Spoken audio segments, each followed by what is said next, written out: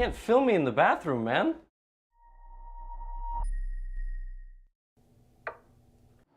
Yes! And welcome to the Superbet Chess Classic Romania 2022. This is part of the Grand Chess Tour. This is the first tournament in the Grand Chess Tour. It's a big occasion, and today is the first round. I'm Grandmaster Daniel Naroditsky, and it is a pleasure to be bringing you the commentary with my partner today, Grandmaster Irina Krush. Irina, good morning to you. It's bright and early. How excited are you for round one of the Superbet Chess Classic? Yeah, I'm very excited about this tournament, guys. Just give you a little bit of context. For a lot of players, this is the last tournament in classical chess that they're going to be playing before the candidates next month. So this is like their last chance to get some practice, show us what kind of form they're in, get a measure of each other. And not only that, but for a lot of players, well, not for a lot, but for a number of players, it's their first event in a long time, actually. So I'm really excited to see how Alireza Firouzja is going to be playing in his first classical tournament since November of 2021. We'll be diving into all of that, but first let's dive into the format. The format is pretty typical. It's a 10-player double round robin, which means that everybody plays everybody twice with both colors.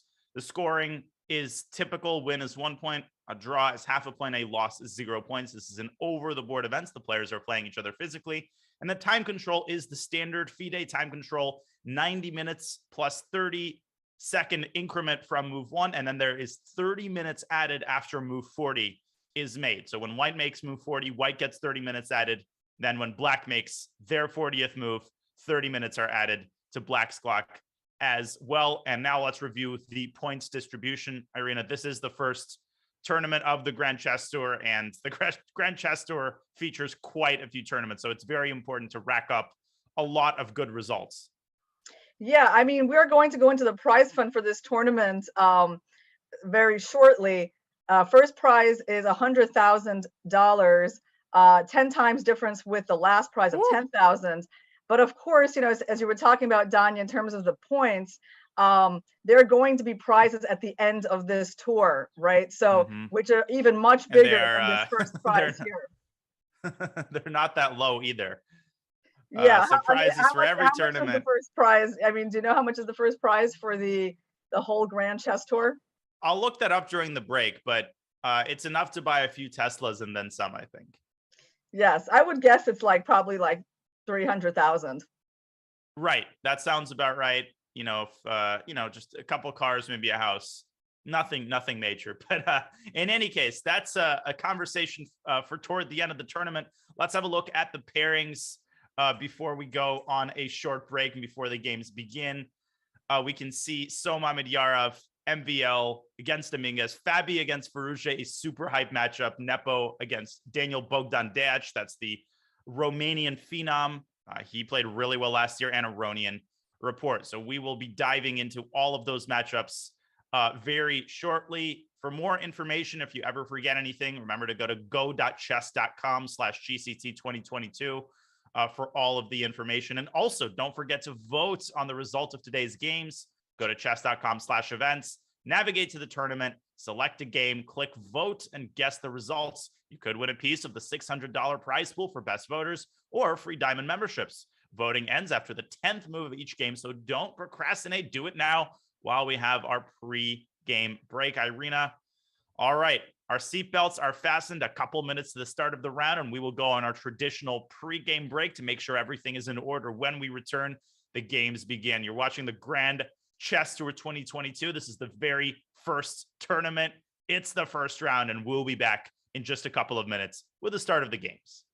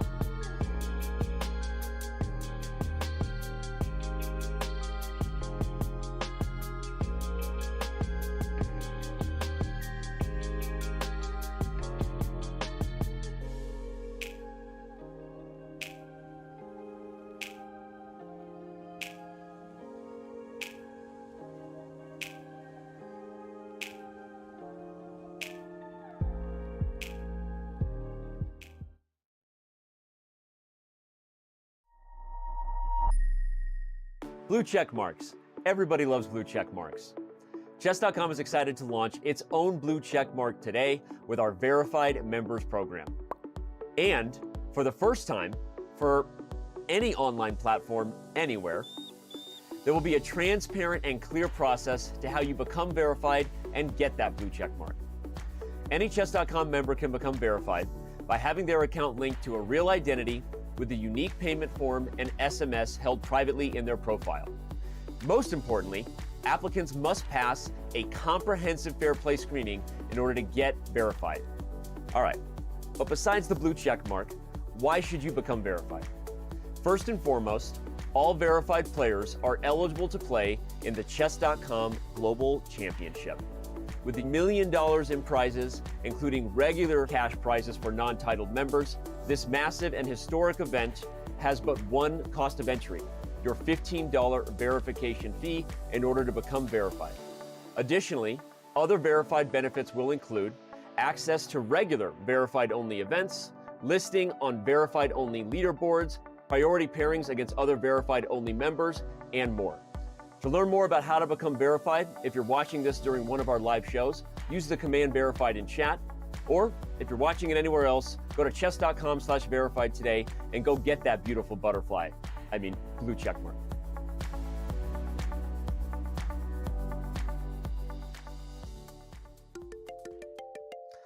What is going on here? Hey, Elon. Yeah, no, you saw the news. I know you like buying companies with blue check marks, but we're not for sale. Dude, do you even know how to move the pieces? All right. We're going to get back to this later. I got to record a video. Thanks, buddy. Elon.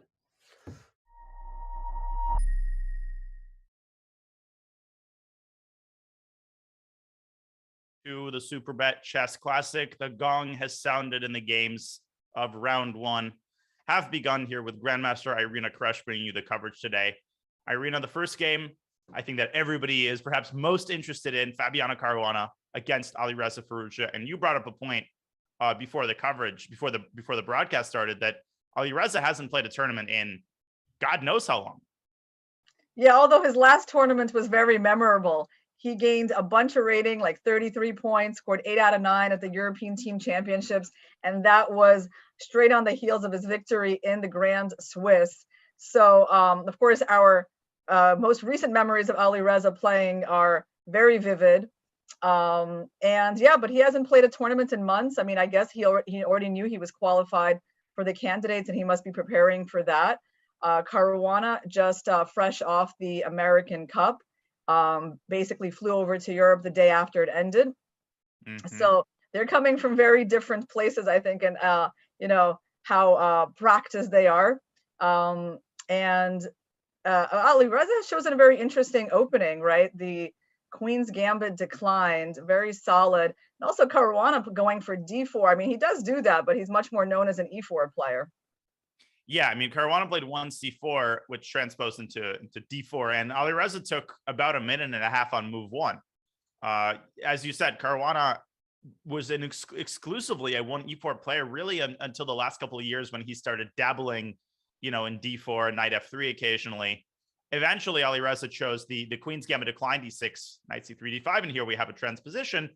And then Caruana making another interesting choice, taking on d5, which leads to a very well-known pawn structure that's called the Carlsbad structure, named after a city, I think, currently in the Czech Republic, where this structure was played in a tournament, I think, around 120 years ago. And ever since then, it's been, Irina, a very well-known, a very practiced structure, a common guest at the top, but really not in the last few years, not as much. Yeah, that's right. It's less, maybe it's a little less common through this knight c3 move order because the knight hasn't gone to f3 yet. And actually Caruana took advantage of that, right? He put the knight on e2. Another little detail about this position that is interesting is that Firouzja has already included this pawn move h6 attacking the bishop. So that might not look like a big deal, but for this type of position, it actually is a significant detail because for many reasons. I don't think Black will be going, G5 anytime soon, right? Because their king is already captured right in that direction. But one important thing is that black doesn't have one of their typical plans, which is like knight f8 to knight d7 to f8, and they won't be able to put the knight to g6 so easily in these positions because of the pawn having advanced and white's queen probably being on c2 at some point. So that idea is off the table. On the other hand, the pawn being on h6 means that the bishop is not attacking it, and in some lines tactically that's very helpful when black goes like knight e4, which by the way they can do probably already here. Yeah, in fact, black has several ways of trying to trade the dark squared bishops, which is generally something that black wants to do. There's knight e4, as you pointed out. There's even knight h5. You sometimes see this move, and it looks very awkward, but the idea is that white can't really refrain from the bishop trade because bishop g3 runs into knight takes g3. And then in the event of the trade, why exactly is the dark squared bishop trade good for black? It's hard to explain sort of directly. Irina, do you have any insight on that? And knight e4 might be a less awkward way of getting that done. Yeah, I think the reason they do it is basically it's kind of like a simplifying trade is the idea. It's not that, white's bishop is so amazing and black's is bad, and that's why black wants to trade. It's really about like, black feeling a little cramped in the position. And this type of knight e4, knight h5 is just allowing them to trade pieces and loosen this restrictive kind of atmosphere in their position. Yeah, I think that's a great way of putting it. Alireza focusing instead on his development. And we're probably going to see queen c2 by Caruana. This position has occurred a bazillion times in modern theory. So it's not a surprise. This position itself is not seen for the first time by either player. But I think Firouzja is surprised that Fabi played 1c4, and perhaps Fabi is surprised that Firouzja chose the Queen's Gambit decline. So we'll keep a close eye on this game, but shall we look around and see what other openings we have? Sure, let's do it. I can tell you, let's say which ones are my favorite. Wow. Yeah, which ones are tickling your fancy? Yeah, there's a couple. First, let's go to Aronian report. I mean, that looks like something a bit unusual. Looks like a classic Richard report position. Yeah, so let's see what the opening was. I mean, I guess it's a Slav, right? Yeah, we know it's a Slav. Of course, it can only be that. Right. By the way, it's an opening I played a couple of times in the American Cup. I played in my last game the move e6 instead of bishop f5, which of course e6 is more of a rare move, but it worked out quite okay. Bishop f5 is the classical approach.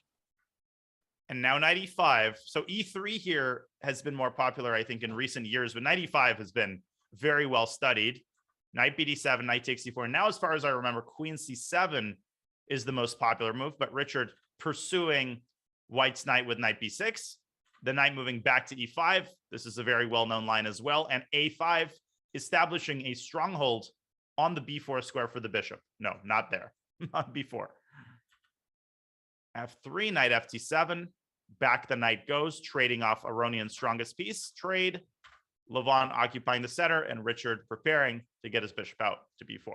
Is this still a familiar position to you, Irina? It's not familiar like this exact position, but of course the structure is quite normal. And I have to say, I mean, I think we would agree on this, Danya, that we both would like to play this position as white.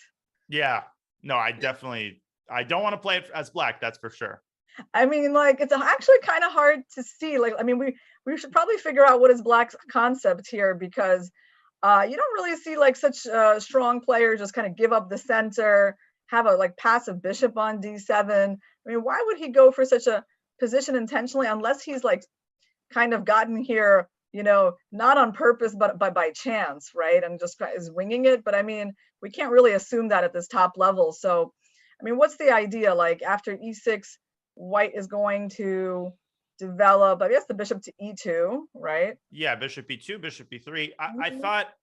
I guess the first question, well, I assume that Richard will play bishop b4, but perhaps he's toying with the idea of going c5. This doesn't look too appetizing to me. Like c5, bishop e3, and if you trade, now your knight's in trouble. You got to go back to c8. Ugh. And b5 square is so weak. Oh, this looks terrible. So that's off the table. And if he's not going c5, then I guess he's developing his bishop. Okay, Yeah. but white goes like bishop Yeah, e3 yeah, or I castles, really feel right? like one of my questions about this position is like, what is this knight doing on b6? Yeah, it's not never going to c4. No, this looks. I'm skeptical about this, and the eval bar is giving a pretty sizable edge to white. Now, Richard is over 90 minutes on the clock, so I would imagine this is his prep. But I feel like Levon might be going through the same gamut of emotions that we are. Like, what am I missing here? Why am I not just better?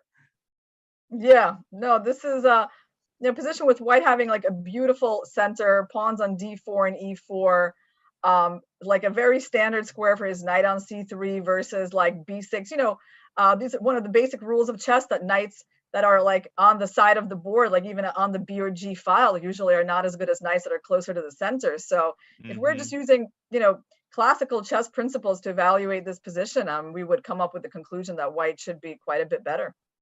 And of course, Richard may have left Leela on for 28 hours and perhaps discovered that there are ideas hidden within the depths of the position that justify this for black. I guess that remains to be seen. But for the moment, I think we're both quite skeptical of this setup for black. And it's nothing terrible, even if black goes bishop b4 and just castles, maybe plays for f5. But all of this looks a tad dubious. And this would be frowned upon.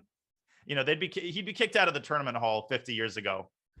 For playing this kind of opening, but things have changed. So we'll give Richard the benefit of the doubt. Which bishop is he going to develop? I mean, I find it like a little like hard to guess, because I said bishop e2, but of course, like he could start with bishop e3, but white's really not trying to castle queenside, right? So no, I don't think so. No, the question I guess is which is the move you want to play. I guess you want to play both. I mean, you're also not playing bishop d3 because that relinquishes your control over the d4 pawn a little bit. Although after bishop e3, you're defending it with your other bishop. So I do like the setup bishop e3, bishop e2, but for some reason, my inclination is to start with a dark squared bishop. But I know why, to stop c5 just completely in its tracks. Right. Even though, as we just discussed, it's really not that dangerous. But I feel like, why allow it? Yeah, and also on queen h4 check, you'll always have the extra option of bishop f2. I agree with you. Bishop Exactly. Is more intuitive. I think he will do that. But yeah, ultimately both bishops will land up on the e file. Well, we'll see how this develops. The next 5 or 6 moves are going to be very important, because we're going to see if this is actually incredibly deep preparation for Richard, or if he confused something and is indeed now encountering a pretty unpleasant position out of the opening. You mentioned that there are a few games that you found interesting. Yeah, let's go take a look at Wesley So versus Mamedyarov, because this is a matchup of two very different players. Right now, I would say Wesley So hasn't been like on an amazing streak recently. He's lost a bit of rating in the last few tournaments he's played. I think his last tournaments were the FIDE Grand Prix. He also, had, I would say, like an average tournament in the American Cup. I mean, he lost his first match to Sam Sevion, so that can't have made him too happy. And then he made some progress in the Rapid, but wound up losing to Aronian there and ending his tournament. So, I think he needs to try to show a better result, right? He should be motivated to do that. And he is playing Mamedyarov, who he's very well known, right, for his crazy style, likes to attack. And in this game, Mamedyarov chose the Nimzo Indian defense, like a more solid opening. Right. Bishop b4, and Wesley responding with an incredibly solid variation, the Rubinstein, e3, bishop d3. Then we have an early trade on d5, which leads to a similar structure, really, to Caruana Alireza. Really the same structure. The difference is that white's bishop is behind the pawn chain, whereas in that game it was on g5. And Wesley tries to make the most out of that fact by expanding on the queen side with b4. And often the bishop is fianchettoed here to b2. The bishop isn't that great, but it does help enforce white's control over the center. Yeah, Danya, this is an interesting line of the Nimzo, right? Like, yes, basically, you said it's like a Carlsbad structure, bishop shut in. One thing is, like, I can see how this might suit Mamedyarov style, because when you got that bishop on d6, pointing at the king, and there's not even a knight on f3, of course, white does have to be quite careful with ideas of the Greek gift sacrifice of bishop h2. For the moment, they're not working, because I believe the king is climbing up the board. And of course, these guys have analyzed all of this on their computers. Right. Yeah. Queen G5 and now F4. This is actually a very important move. Without the move F4, the Greek gift would work here. But the problem is that the queen can't drop back to G6. And if it moves to H5, I mean, I wouldn't go into this without preparation. Yeah. But the engine is showing us that after bishop D2, you have nothing to fear. Check, king F3. And if the queen goes back to H5, apparently after rook H1, Black's attack fizzles out because there are no good double checks. Yeah, I mean, no, this is the kind of line that if you're playing CD in the Nimzo and you're like, and you know that Black's bishop winds up on D6, like you will have checked all of these things with the engine, and you're going to be quite familiar about positions where the Greek gift is going to be possible. So, but it's the kind of thing like I feel uncomfortable, don't you, Danya? Just like having that bishop staring at the king. Just the words Greek gifts already make me uncomfortable, and having to run your king to G3 and then play F4. Like you said, not something you do without very, very careful preparation. And clearly Mamedyarov is out of theory. And like you said, a lot of times the line where players get out of theory isn't really clear cut. So Shakir might have looked up not exactly this position, but something similar. He might still be aware of the typical ideas, and he might still be aware of how he should set up the pieces. But because he hasn't seen this concrete position, he might still be thinking for a second about taking on H2, which he's not going to do, obviously. Can we go back to the moment, Danya, when Black played B6? Because that's a very interesting moment and just recently happened, right? So Black played B6 in this position, right? After castles. No, yeah, you can put it on the board. It's just that, I mean, that's a big move, B6, right? It is a big move. That move is not just like your run-of-the-mill move. That impacts the pawn structure a lot. And it's even like a little surprising in the sense that you're saying that like what you want to play C5, I guess. That's the only way to really interpret it. Or maybe bishop B7. I mean, I think a lot of people would hesitate to put the bishop on B7, but the way I like to think of it is that the bishop is almost an extension of the pawn, or the other way around. The pawn is an extension of the bishop. And together, they are controlling the E4 square. So they might be preparing the move knight E4 at some point. Maybe not immediately because of F3. Yeah. But it's you can't just think of the bishop. Oh, the bishop is terrible because it stares at the pawn. Together, they're controlling an important central square. Yes. But maybe he doesn't want to play that. You know what I think it's about, Danya? I just realized one of White's main ideas in this position must have been F3 E4. And Black's bishop on C8 didn't really have anywhere great to go, because if he only had G4 and then runs into F3, it's terrible. And so actually by putting the bishop on B7, it's also a bit of a prophylactic square for the E4 idea to discourage White from going F3 E4. I agree. And in the same vein, if White goes F3 anyway, now Black can strike with C5. And to me, this is a lot more appetizing now that White has created a weak pawn on E3. Because if we consider the trade takes. Now Black actually has something to attack, something to counterbalance the fact that Black has an isolated queen pawn, which is, often a deficiency, especially when White controls the square in front of it, as he does here. So B6, very multifaceted move. And this is very interesting. I mean, even this position, Danya, the one that we just had on the board, White could play, I mean, knight D4 at the very end of that line that you just looked at. I mean, it's still not clear. Maybe White is still better even there after. Right. Yeah, that was interesting. So, okay, B6, B4, and what do we expect Black to play? What are the can? I mean, bishop B7 is one candidate move. I guess knight BD7 you can start with, but why would you? What would be the advantage of starting with a knight move? I mean, is there there's no point to like something like A5, is there? I'm thinking about it, but A5, B5, and then you won't have an easy time pushing the C pawn because of the threat of en passant. Yeah, and also, by the way, why A5 is like a pretty terrible idea is because after White goes B5, White is actually quite within reach of the idea A4, bishop A3. And that would be huge. That's a very instructive idea. Let me make those moves on the board. So why you might be looking at this and saying, well, okay, big deal, like bishop trade, like, okay. But now look at this position. Black is left with a lame bishop, and the pawn on C7 is now a permanent weakness, because if you ever play C6 again, this isn't that bad specifically here, but I think you're trying to illustrate the concept. Now you've got a stronghold on b5, you've got pressure on the b6 pawn, so not a desirable outcome for black for sure.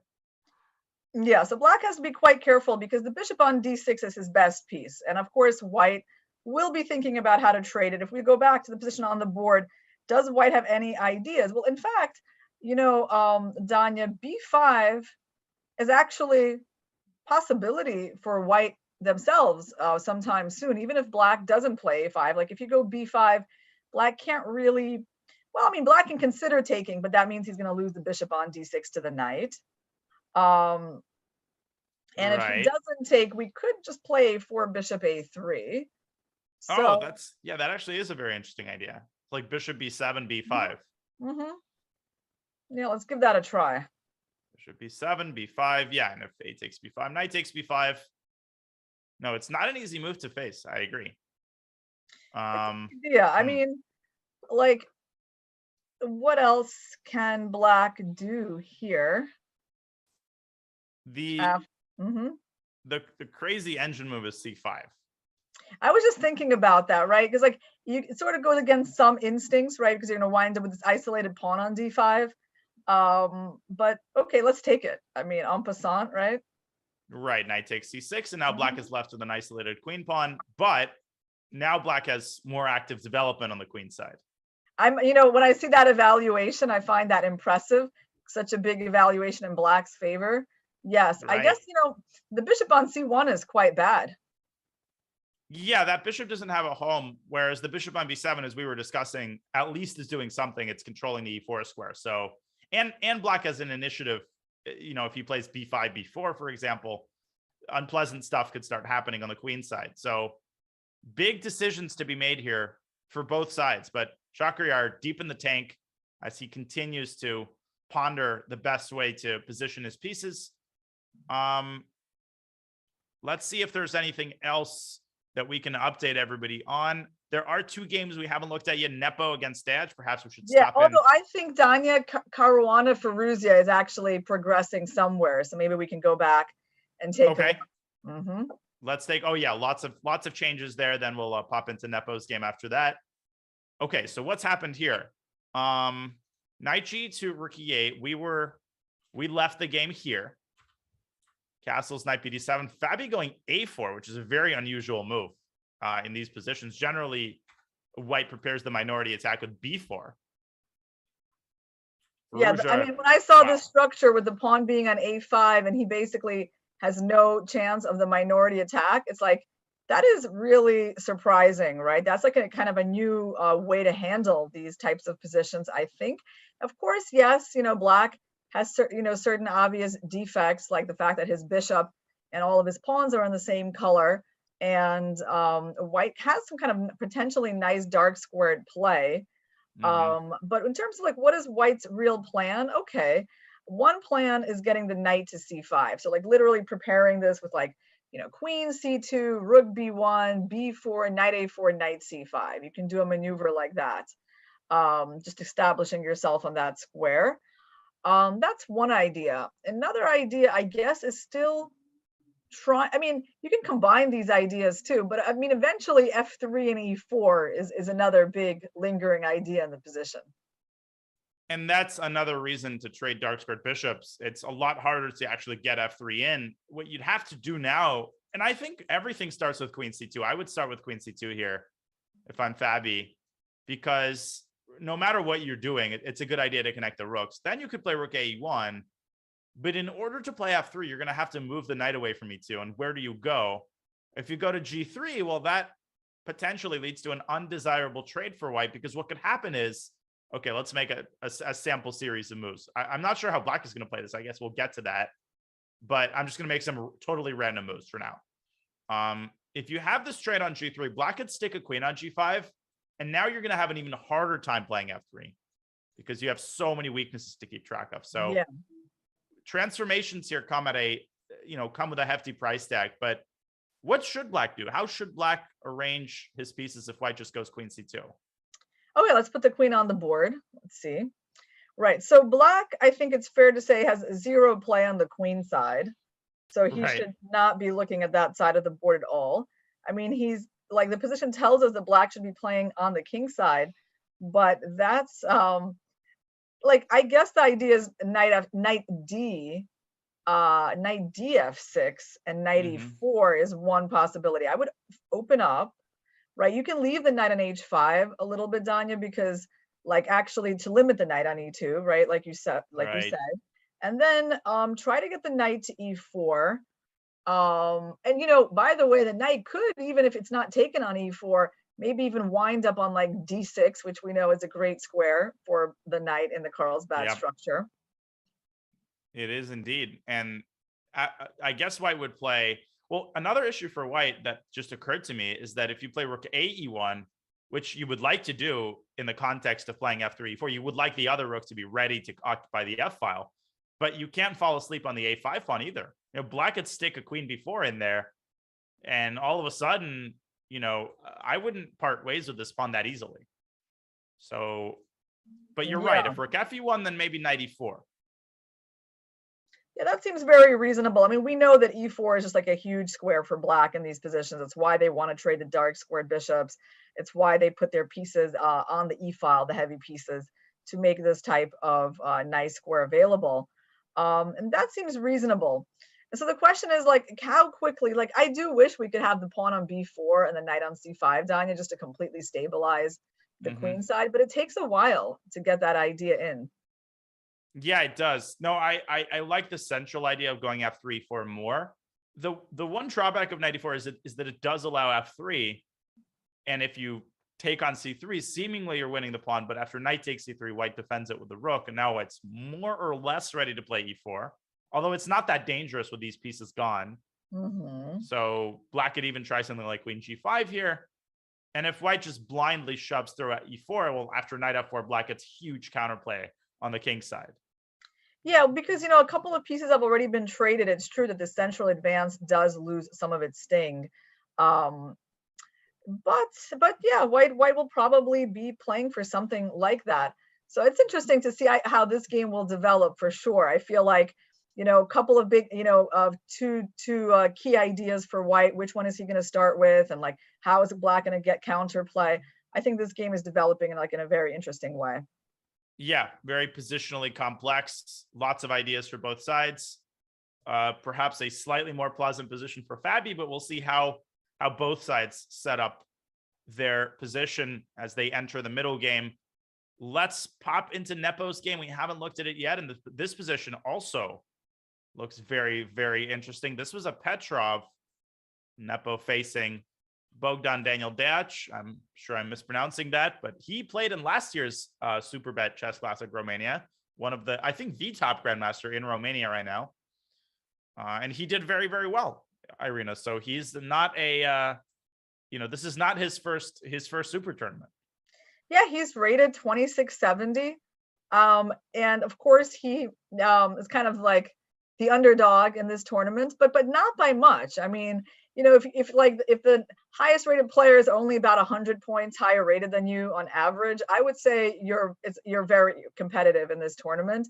So yeah, and given that he already has experience playing it, he's quite a young player. I think he was he's just like 20 or 21 years old, and he's the local player from Romania. So yeah, I'm sure he's going to be getting a lot of support from the home field as well.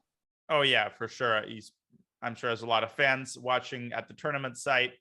Now, this was a Petrov, which quickly entered into a very strange pawn structure. Nepo accepting a damaged queenside pawn structure, a potentially weak pawn on e5, but there's a lot more to this position than meets the eye, and a lot of it is very nasty for black. After bishop c5, Nepo throwing in queen h5, preventing black from castling and inducing a very weakening move, after which he drives the queen up to h6, forcing the bishop back. Now the queen finally moves back to e3. And after queen e7, Nepo making another very powerful move, a4, preparing to develop the bishop to a3. And Irina, black has a hard time castling here, because after bishop g7, f4, you can't really castle because of bishop a3 winning the exchange. Yeah, so let's think about how black is going to get his development in. It definitely feels like white's got the initiative here. Let's go back a little bit.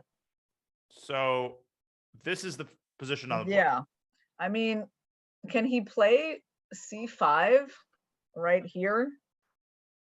And Right, then throwing try to something on that play- diagonal. Try to play b6. Sorry for those church bells, guys, but I can't control. I can't control what goes on outside. What I do you live- mean, Irina? You can't control the church bells? Unbelievable. Yeah, I mean, I live a few blocks away from a church. It's not that close, but the church bells are loud and like they ring every hour. So c5, yeah, okay. On bishop a3, you can always play b6, yes, if needed. Right. Now I'm thinking black, I can't allow you to play bishop g7 in castles. Like if black does that, then we know for a fact that black is at least not worse. Yeah. So, ooh, I have an idea. Uh-huh. So what if I were to, I'm sure this fails, but if I castle bishop g7 now, I was thinking a5. Uh-huh. You And have a tactic, right? I have a tactic, I see a dirty trick with bishop takes c5 and rook takes a8. Yeah, it does seem to win material. Now you're So under what- no obligation to castle. So a5 is probably a big idea. I agree with you because there's no reason why you wouldn't do it, and it gives you those tactical ideas. So rook b8, yeah. Okay, so I guess I'll trade that. There's nothing to lose Then from you're that. gonna The set up a file another is open. tactic, right, Tanya? On the b Oh, file rook now. ab1. Yeah, I'm gonna go rook b1, or maybe even rook fb1 Yeah. to keep the other rook on the a file. Yeah. Ooh, and now let me just show this for the crowd. Now, if black castles again, there's bishop takes c5, and this time, black can't really recapture because of the pin, or black can, but he loses the exchange. Ooh. So how does black respond to that? Okay, so the rook on b8 is a little bit of a liability. I mean, queen c7. Oh, I do feel scared a bit for black's development, but yeah, let's go queen c7, sure. Yeah, that's a great move. Defending the rook. Now I was thinking of throwing in a check. And if bishop d7, I can again exploit the tension down the b file and just take on d7, I think. Because you can't take with the queen again because of bishop c5. Yeah. Now, this is not the end of the world for black. It feels like it could be, but I guess because, the bishop on a3 is quite bad, right? If you don't have the tactics, then at least you can say, well, white has one not super effective piece. Center is pretty closed. I mean, I guess and you're threatening the e5 pawn, by the way. You also have rook he8 as an idea. And you can try to hide with your king, on f8 eventually. So, but it's like it's a living on the on the edge, isn't it? With this king on. Yeah, this is not exactly what Bogdan Daniel probably has in mind from round one against Nepo, like a position like this with your king right in the middle of a freeway during rush hour. So this could happen, and I think Nepo definitely has this idea of going a5 against b6, and I can almost guarantee that that's what black is contemplating right now. You could also start with bishop g7 and after f4 then play c5, but it's like the same problem. What if I go like there's a something different terrible, problem. Danya, like queen e6? Let's just look at that ugly move just to understand. What if I take a different approach, which is like not blocking that diagonal, but just getting off of it? What's going to happen? And perhaps even going bishop e7. Exactly. Oh, okay. So I guess white will probably castle. Okay. And then bishop e7. Bishop e7. And I guess I'm going to go for f4, f5. Okay, hold on. I'm going to be thinking about evaluating the move pawn f5 here, because if I let you play f5, I'm just, wow. Actually, Danya, hold on. Can we go back one move? Uh-huh. I want to show you a little resource I have. Yes. Oh, man. That You're is taking the life out of the party. Yeah, that queen trade. Look at that. When I was playing queen e6, I had no idea that my move contained the sneaky point. What do you mean? You totally saw this idea, the second you played queen e6. So that's a really, really sneaky idea. And forcing the queen trade is not the end of the story. Like, one could argue that white has still a lot of dynamic play after something like a5. We have a queen trade. there's still, you know, these attacking ideas of going f5. Black could still get checkmated, but I agree. I think you know, Bogdan would probably not mind an endgame like this that much. Yeah, I want to say a couple of things to our viewers. First of all, I think we should have a prize. Like if anyone spots my cat Leopold in the background jumping around, the first person to spot the cat, you know, get some kind of a chess.com membership. That would be pretty cool. Another one is someone said that she's like, brushing your hair is overrated. Yes, guys, absolutely. I agree with that. Totally. And, yeah, we can go to our break soon, Danya, and come back and just delve into these fascinating games. Absolutely. Let's go to our first break of the day, refill our coffee. We hope that you're enjoying the start of the first round here at the Superbet Chess Classic Romania, the start of the Grand Chess Tour. So we'll go on a very short break. Don't go anywhere. When we come back, more action from the Superbet Chess Classic.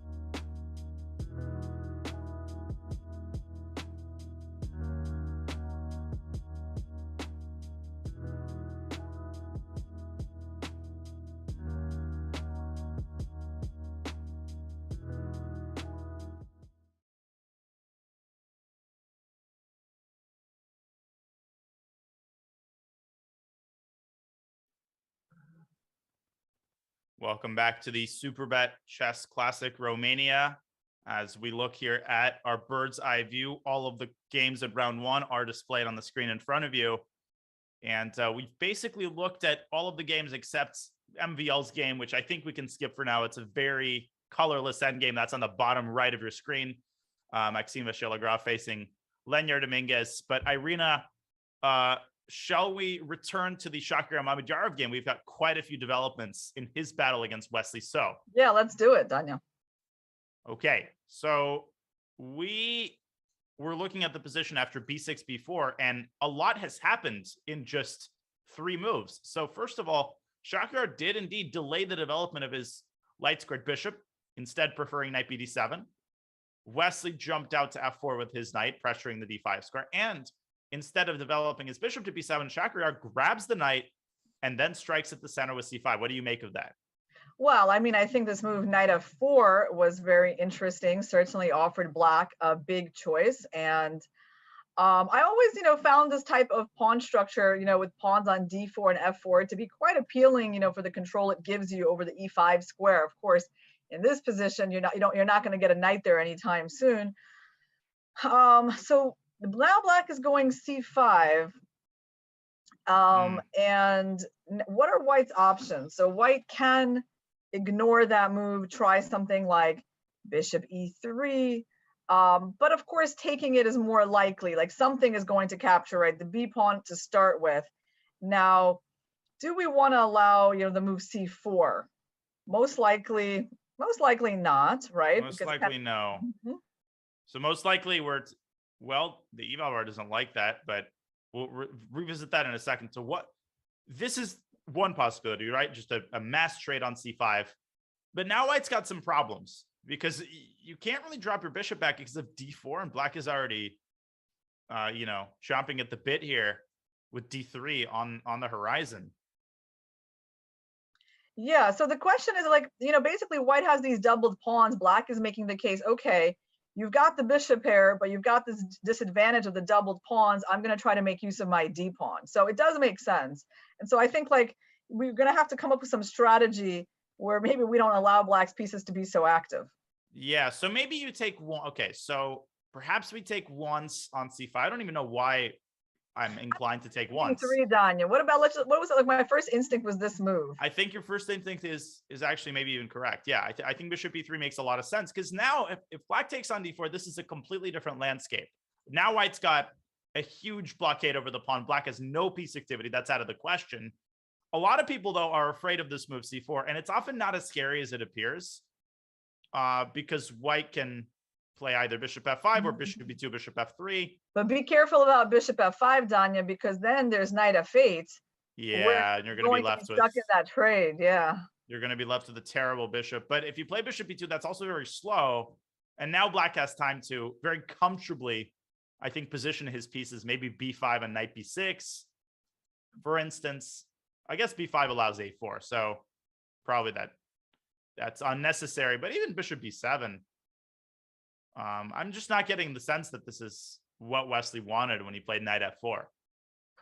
Yeah, it's interesting because the position is locked, right? When you have the bishop pair, you want the position to be more open. And here, the bishop on e3 certainly doesn't look so impressive. So maybe we should have traded once and tried bishop e3. Okay, so BC, and then bishop e3. Yeah, maybe that way we leave at least the board a bit more open. Right, and the b file being open means that bishop b7 can always be met with rook a b1. So if we go down the same line, c4, bishop e2, if black plays bishop b7, yeah, then white has rook b1, white has bishop f3. It's not a big deal because they go bishop c6 and true. There's no infiltration, and still white has this problem of the bishop on e3 not being very good. So I don't know. It looks like a pretty balanced position for now. Yeah, Wesley with several options, but I like the way Shakir has handled this. I think this idea to play an early c5 is very fascinating. There's also the possibility of playing d takes c5, which we haven't really explored. The reason it didn't really strike me as independently interesting is because I didn't see alternatives to bc. But maybe you don't have to play bc. Maybe you can do it in this version and play a quiet move like rook d1 and try to put pressure on black's center. Yeah, that's really interesting, right? Because in this version, the position is staying more open, and there is definitely a lot more hope for the dark squared bishop here. Black's pawns, they can advance, right? But on the other hand, white is quite ready to meet d4 with knight e4. That's not a problem at all. Right. And neither is c4, bishop e2. And now this maneuver to f3 is much more effective because you actually have something to attack. Yeah, so that is the right approach, right? Basically, white has to figure out something where the game stays more open for his bishops. So I think Wesley's going to be taking a nice long think here, because this is what we call a critical moment, right? The decision you make here is going to have a huge impact on the game. You're choosing between different pawn structures, and that's always really important. Right. And a lot of people, they know what a critical moment is, but they ask, well, how do you know it's a critical moment? And what you just pointed out is very valuable. It's the fact that whatever white does is going to change the structure. Like, no matter how white reacts, white's got a choice between 3 or 4 different types of pawn structures. And by definition, that's important. I mean, you're dealing with a transformation of the position. That's not something to toy with. So we can expect quite a significant thing from Wesley. And he's already spent a couple of minutes, and he's probably going to spend a couple more. Let's return real fast to our bird's eye view as we decide which game to take a look at next. It's been a while since we've looked at the Aronian report game that's in the top middle. But Irina, I'll defer to you. Which game do you think we should pop into next? Yeah, I totally agree with that. I mean, they've basically gone. Let's take a look. Aronian versus a report. They've only gone like a few moves past really what we were talking about. And the one thing that happened of interest is that the bishop landed on f4 instead of e3. So that was, a little bit of a surprise. Okay. So we last looked at the position here after e4, e6. And Aronian, we were deciding between bishop e2, bishop e3, but he decided on bishop f4, which definitely doesn't seem intuitively obvious to me for several reasons, not just because you allow c5, but also just because the bishop is a little bit loose here. And obviously the fork is useless because of bishop g3, but something about this move that just seems a little bit awkward. Of course, it's easy for me to just say that as I sit here in my was kind of thinking chair. like on c5 he would have d5 even, right? That was at one point, and the bishop was stopping the bishop from going to d6. But okay, I mean, none of this is very significant in terms of the overall position. So his last move, rook f2, well, that is interesting. I guess, wow, how do you even interpret that move? This is classic Aronian chess. Does he want to play like bishop f1 and then rook d2? Right. What I was then? thinking, but why would you do that? Like, okay, you couldn't go queen c2 because of what, like c5, or you were that worried about that? Maybe he was worried about it. Yeah, c5, and if you go d5 now, then you're potentially losing a pawn here to bishop takes c3 and e takes d5. Not sure that's the end of the story, but maybe Levon didn't want to allow that. Yeah. Queen a5, but still, this gets very complicated. So instead, deciding on rook f2. No, rook f2 is a funky move. It's the kind of move that makes you raise your eyebrows, right? It's not the most obvious move in the position. Far from it. It's probably wouldn't be in like my top 5. That's right. Not in terms of disliking the move, just in terms of what I would come up with in a blitz game, let's say. Yes. So like after rook f2, what is black going to do? Is he going to play c5 anyway, or because he needs to find some counterplay? Let's take a look at c5 just because it seems to be the main source of counterplay for black. It's the most concrete move. And also report just played rook a8 to c8. So like, gee, I wonder why. So c5, right. You mentioned that d5, well, d5 is the classic response. What would worry me about this move, though, is a couple of things. First of all, the bishop being loose could actually come back to haunt white. Also, there's this classic idea of pushing c4 and returning to c5 with the bishop. Now, black is obviously threatening bishop c5, but white could now drop his bishop back to e3. Yeah, also, what about like ideas where black takes on c3? How bad are those? So in this position, Yeah, like C3, BC. I mean, there are certain tactics with the A4 pawn. You might, yeah, Queen F6 is another one. Like, so you take on, yeah. I was just, you can't really like take on D5. Let's take on D5. That can't be too bad. Yeah, take on No, D5 it definitely can't be too bad. And Queen F6 actually looks pretty good for black. Yeah, that's a beautiful square. By the way, maybe that bishop should have been on E3, huh? Right. Wouldn't that have been nice if the bishop were on E3 right now? Wouldn't be hanging. Yeah, because here also the queen is beautiful in the sense that it also protects the knight on B6, and that knight does need some support. And amazingly, you know, black actually has counterplay against his A4 pawn. Like white constantly has to look out for that. It's incredibly annoying. If you play Queen D2, you drop that pawn and then you're dropping another one. And white's position is starting to come apart at the seams. So that's quite a disturbing turn of events here. So if we go back to the position after C5, again, if the bishop were on E3, none of this would be an issue. You'd also just be able to play DC5. Maybe that wouldn't have been that great for white, but at least it wouldn't have been worse. Now that's off the table. You can also consider bishop D6, but I guess that loses for whatever reason. Oh, CD. Yeah, take on D4, yeah, would be probably the most. Oh god, and if queen D4, there's like bishop takes A4 and the queen's undefended. Yeah, that's nasty. Work out for black.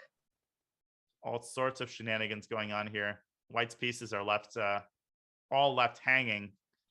So that's also not an option. What does white do after C5? What does white play? Yeah, it's a good question, right? So like this is kind of Rapport's whole concept for the position, because we were wondering how he was going to get counterplay in this position with less space. And so there it is with C5. And, you know, it does make the move Rook F2 look a bit awkward. I mean, he can go back to E3, right? I mean, he can do that solid enough. But you could play bishop E3. But it absolutely feels like such a failure, doesn't it? Yeah, it almost feels like a moral defeat, you know, that you went against the grain developing the bishop to F4, and now, you know, you're going back to E3 once again, joining the ranks of the, you know, just the obedient worker bees rather than being this iconoclast. But maybe that's what, you know, sometimes that's the best thing you can do. Sometimes you've just got to admit that your strategy hasn't been successful, and that's the way to limit the damage. Yeah, although, I mean, well, he can't be counting on such a move. So, I mean, it's pretty obvious when he played Rook F2, he knew C5 was coming. So let's try again to figure out, like, at least a reasonable response for white. So, okay, so let's break this move down fundamentally. Black is threatening C takes D4, queen takes D4, and bishop C5, right? So whatever white does, it has to in some way respond to that. There is this weird move, knight C3 to A2. Going after the bishop, but that does give up the A4 pawn. Yeah, that's going to be hard to believe, right? But it's possible. I mean, the bishop on B4 is very important, because at least the one thing white will have is like the advantage of the bishop pair. Right. So I agree. I mean, black definitely can't take on D4 now. That stops right, that taking on D4, there's knight B4, and then either A5 or queen D4. This is garbage. So bishop takes A4. Now white goes B3, very important resource. Let's say the bishop drops back to C6. And then you take it. Take the bishop. Oh, now white's doing great, because C takes B4, you lose A5, and A takes B4, you lose C5. Yeah, this knight A2 move is so thematic, actually. And it's also so easy to forget, isn't it? Well, knight moves backwards, right? Are the hardest moves to see, I think. Whoops. But I'm sure that's what he's planning, right? That must be it. And so for what reason did he really put the rook on F2 though? Is it helpful in some lines, or? Oh, maybe it's misdirection. Maybe he's just goading Rapport into going C5. Like he believes in this move so much that he's like, yeah, come to Papa, that kind of thing. Yeah. Like he's increasing the temptation of the move C5, because C5 is really tempting now that, you know, you're salivating at the prospect of getting a bishop onto that diagonal. Yeah.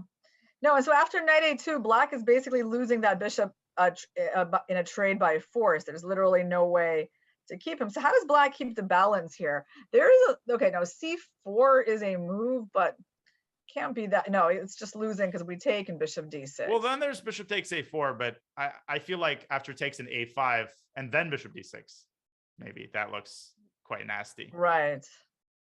Well, I mean, there are, okay, let's give it a try, Danya. Let's try that c4 move. I got some ideas I want to just try out, like Okay. knight takes, pawn takes, a5. I mean, and I was thinking, can we go knight a4 to try to trade those two pieces for the pawn on d4? Or, yeah, unfortunately, it's not just the pawn on d4. It's also the pawn on b4 that white. Oh yeah, that's actually a good point. Rook a4, bishop a4, queen a4, and now queen d4 actually looks pretty appealing for black at first. If black has one more tempo, but white takes on b4, protecting b2 simultaneously.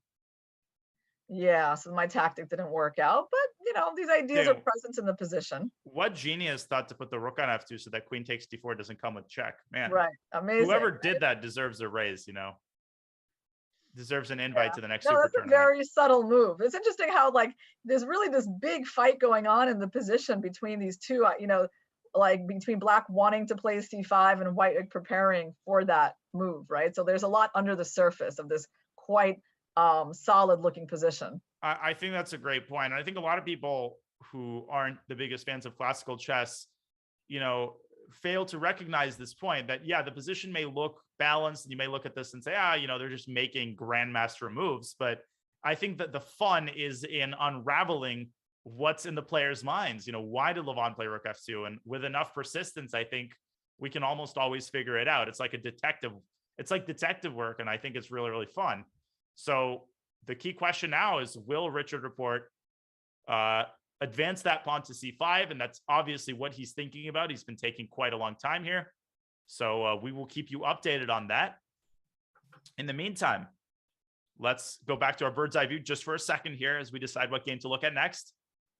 Notice that Bogdan Daniel-Dev, he's still thinking. Yeah, he's still thinking, right? So I don't think we should go back there. No. We can definitely take a look at Caruana. Yes, I was chosen. Yeah. Because there were a lot of questions in the chat about this weird move that he's played. Another weird rook move.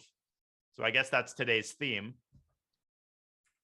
So they're only like a move past where we were. But he's played rook a1 to a3. Whoa. Wow. Okay. Okay. I would say that's interesting. So he wants to basically just put the rook on b3, I think, stopping queen b4 idea. That's one idea of rook a3. I think it's actually a multifunctional move. I'm pretty sure it's not just about one thing.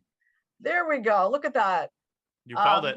I'm glad Fabi agreed with me on this plan. Okay, yeah, that's of course even more tempting once the knight's already moved away, right? Then it's even more clear you should do this. Right, and I guess Firouzja will play knight e6 here to prevent knight c5. Is that the most logical response? Not the one favored by the eval bar, but okay. Yeah, let's think about what white should do here. Because okay, he's not going to go knight b6, so don't be tempted by that fork, guys, because it doesn't really do very much. And you're definitely not interested in taking the bishop, I think. No, because that gives up your pride of your position on the queen side. So if knight e6, how does he, by the way, he actually can go queen d2 and b4. Not completely crazy to play that move. Not at all. In fact, I think it might be quite an astute idea. The one concern that I sometimes have in these positions, that white's king can get a little bit shaky just because white is such a concentration of pieces on the other side of the board. So sometimes moves like knight g5 can be annoying. But here I feel like there's nothing concrete. I mean, you can already sink your knight into c5. Yeah. No, I do feel white has a positional advantage here.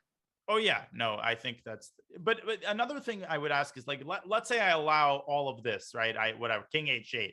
Once white plays b4, what's going to be the next step? Is it going to be? It's going to be e4. It's going to be preparing. Like he might even go bishop b1. Danya, I love that rook move on a3. I love it. It's so that's good. Why you played rook a3, so that after you play f3, that pawn on e3 is protected. I'm sure that entered his mind. That was definitely one of the reasons that he put the rook on a3. Because when you see the move rook a3, you know this is a multi-purpose move. Like it has that feel to it, right? Yes. It often does, because the rook has the whole third rank to work on, so it's going to have multiple ideas on that rank. So I think basically what we talked about earlier, when white has two main plans in his position, when he carries out one, he will move on to the second. Right. That's a great point. And right now, Alireza thinking about where to put this knight on F. I mean, he's just played knight F8, right? So that opened up his light squared bishop. Maybe he wants to develop it to G4. But, oh, look at this line, bishop G4. And if Fabi drops his bishop back to C2, there's some sort of knight F4 move. That's tricky. And then but then I guess white just plays F3. Knight E2, queen E2. Yeah, the rook on A3 is brilliant. It's actually a really cool idea by Fabi. So bishop G4, bishop C2. Is there any follow-up here for black? I mean, he's about to play F3, right? So it's time is of the essence, but there's nothing to be done. Yeah. Yeah, maybe queen G5. F3 is, oh, bishop, you want to go bishop H3, little trick. Yeah, but even here, rook F2. You can't take on E3 because of F4 or something. Right. Or the bishop hangs, yeah. Yeah, or just rook takes E3, GH. And, big whoop. I'm defending G2. Black has no anchor points on the king side. It's hard to get your pieces onto attacking squares here. And if the black pieces are pushed away, white's initiative comes so fast. I mean, knight C5, E4, all of it comes really fast. Firouzja has gone rook B8. Whoa. That's not the kind of move that would make me tremble, I have to say. No. I mean, he might even, do you think there's even any chance that he's like misinterpreting? Like that he's what? That he's like misinterpreting like white's intentions? Oh, like he thinks Fabi wants to go rook B3, but in reality he's something like that, right? Like, because rook B8 truly doesn't have any sort of kind of active purpose. Well, the one thing I can think of is he could also be potentially gearing up for knight C5. Maybe he wants to play B6. So he can lose. He can lose faster. This looks terrible. No, this is definitely not the idea. I agree. So it can't be this. Just because black is left with so many weaknesses. It is a strange move. Interesting. One of our people in the chat is saying rook B8 is the second engine move. Really? Wow. Okay. Well, that makes me respect it a bit more, but I mean, it's also the fact that it's Alireza. So I wouldn't necessarily tremble at this move, but I'd be trembling at just playing Alireza in general. Right. But I'll give you a little more confidence. Right. No, I mean, I feel like after this move, the onus is on Alireza to prove that it makes sense, because Fabi has a series of very straightforward moves that he could play to improve his position. So the ball is in Alireza's court here. I'll put it that way. Ball is in his court. Yeah. I mean, do you think he'll just play knight C5 now, Fabi? I would not be able to resist that move. Knight C5 and then B4 and follow up with the first stage of the plan, and then make your way toward the second stage where you move the bishop away and then play F3. Yeah. Okay. We got let's maybe do a cursory look at what is going on in Nepomniachtchi's game. Sure. Let's take a look at that. Then we'll go on another quick break after that. But we've had a couple of moves in that game, and after a mammoth think, queen e7, a4, Bogdan going for queen c5, offering a queen trade. Nepo's like, no. In your wildest dreams. Queen back to d2. Irina, this is unpleasant for black, and he's down to 50 minutes already. Yeah, and bishop a3 is still an idea on the board. So I mean, of course, he must have some sort of concept. Does he want to go maybe queen a5? This is really interesting. Queen a5, get the queen out of there. I like that move. Yeah, that's really interesting because the queen is not bad at all, right? She targets c3. She got out of the way of bishop a3. She targets a4. No, actually, I think both. I mean, he did have a very long think, but I think he came up with something interesting. But what do you do after I castle? Because it's the same problem. If you go bishop g7, I'm going to go bishop a3, and it's the same nightmare with c5, bishop b5 check. But I guess bishop g7 is obviously not forced. Yeah, let's go e7. Yeah. Bishop e7. I could throw my queen into h6. Yeah, and now I have to. Right, I have to decide, do I want to take the pawn, let your queen in, or go bishop f8? I guess bishop f8 is like safer looking. Then I will go, I guess, queen h4. And then you want to go like bishop g5, right? Yeah, I was going to play for the dark squares. Yeah, that is a But good. it's also not that impressive. I guess takes castles, and it takes a while for white to wind up the attack. Mhm. I was going to go forego for something like this with a quick Yeah, it's pawn very storm on the king side. double-edged. Yeah, queen c3 and But and this then- worries me. This is right up Nepo's alley. This is exactly the kinds of positions you don't want to get against Jan. yeah, I agree. He's got a position with the initiative. Yeah, I mean, he's probably, that is his biggest strength, handling the initiative, and especially playing in his opponent's time pressure. Nepo is second to none in his ability to create problems. In his opponent's time pressure, it sounds crazy to talk about time pressure, but Black has spent essentially half of his time 13 minutes in, and time control isn't until move 40. So this is a game to keep a very close eye on. The next couple of moves going to be very important, but we are going to go on our second break of the day. So ladies and gentlemen, you're watching the Superbet Chess Classic Romania. We hope you're enjoying the first round. There's going to be so much action ahead, so don't go anywhere. And we will be right back in a couple of minutes with more action from the Superbet Chess Classic.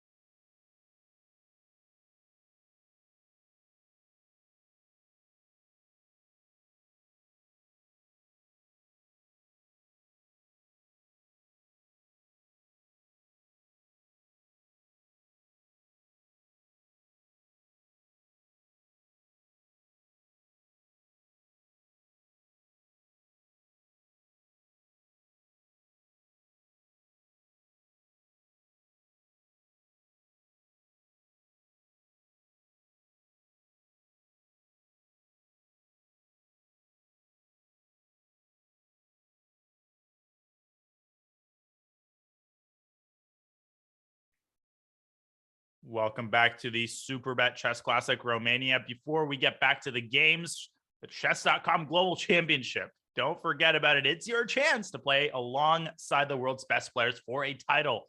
Be a part of history by entering Chess.com's largest chess tournament that's open to absolutely everyone.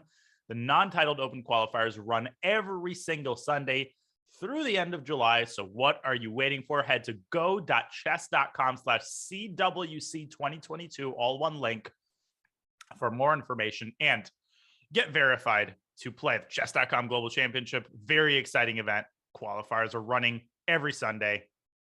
Don't miss your chance. All right. Alongside Grandmaster Irina Krush, GM Daniel Naroditsky, bringing you the coverage of round one of the Superbet Chess Classic Romania as we look over to the bird's eye view. Irina, developments in a couple of different boards here. Yeah, I would say let's go to Aronian reports because that looks like it absolutely is blowing up. Yes. Black has, like, instead of having the pawn on c5 and falling for that trap of knight a2, Black has apparently played f5. So he played some move before that, right after, like, rook f2. What was the move on the board? So he didn't play c5. He played bishop e8, which makes sense. I mean, you're increasing the pressure on the d4 pawn. Yes, bishop f1, right? Played bishop f1, and now F5. Not c5, but f5. That's really interesting. I mean, wow. Like the counterplay from completely the other side. The thing is that White, it's not obvious, like, you know, White has the center. The issue for White is how to use it because he can basically never play d5. He can never play e5. So his pawns are basically stuck in place for the moment as Black starts to chip away at them. And Black is fighting for squares. Yeah, of course, the d5 square would be like a lovely square to get for the knight. Mm-hmm. There's pressure on the d4 pawn, which is a bit annoying. If you go bishop e5, it always gets met by knight d7, so that's not an outpost for the bishop. And yeah, no, I can see the counterplay that Reports has come up with, and White has gone g3, which honestly just looks pretty weird, right? Like kind of weakening, and yeah, it defends the bishop on f4, you know, but I don't have like an amazing feeling, you know, about White's position when I see that move. I don't think Levon does either. I honestly feel like bishop f4 was a pretty serious inaccuracy. I think that's become clear now that we see this turn of events. I mean, again, not to sound like a broken record. Well, I will sound like a broken record, but if only the bishop was on e3, you wouldn't have had to go to such drastic measures to secure that bishop and to take the sting out of f5. Now, Richard has the possibility of deploying his light squared bishop. I mean, bishop h5 looks pretty darn interesting to me. What do you think of this move? Bishop h5, so you want to take on e4. Right, so, or take on c3 first, but yeah. Yes, maybe queen d3. You know, the thing that White actually has to really watch out for both c5 and f5, right? There can always be a strike from that direction. Oh yeah. I mean, even here, c5 is possible, bishop g6 maybe also. And then we have a funny repetition. Wow. Queen e2, bishop and what do you a9. like? You want to take on e4 and play like knight d5? It's not too threatening, right? But it's an idea. Yeah, I was just thinking of increasing the pressure on the pawns. Yeah, and c5 once again is still hanging in the air, especially, you know, now that the queen's on d3. Yeah. No, this is like actually, you know, now I starting to understand that Report did know these ideas.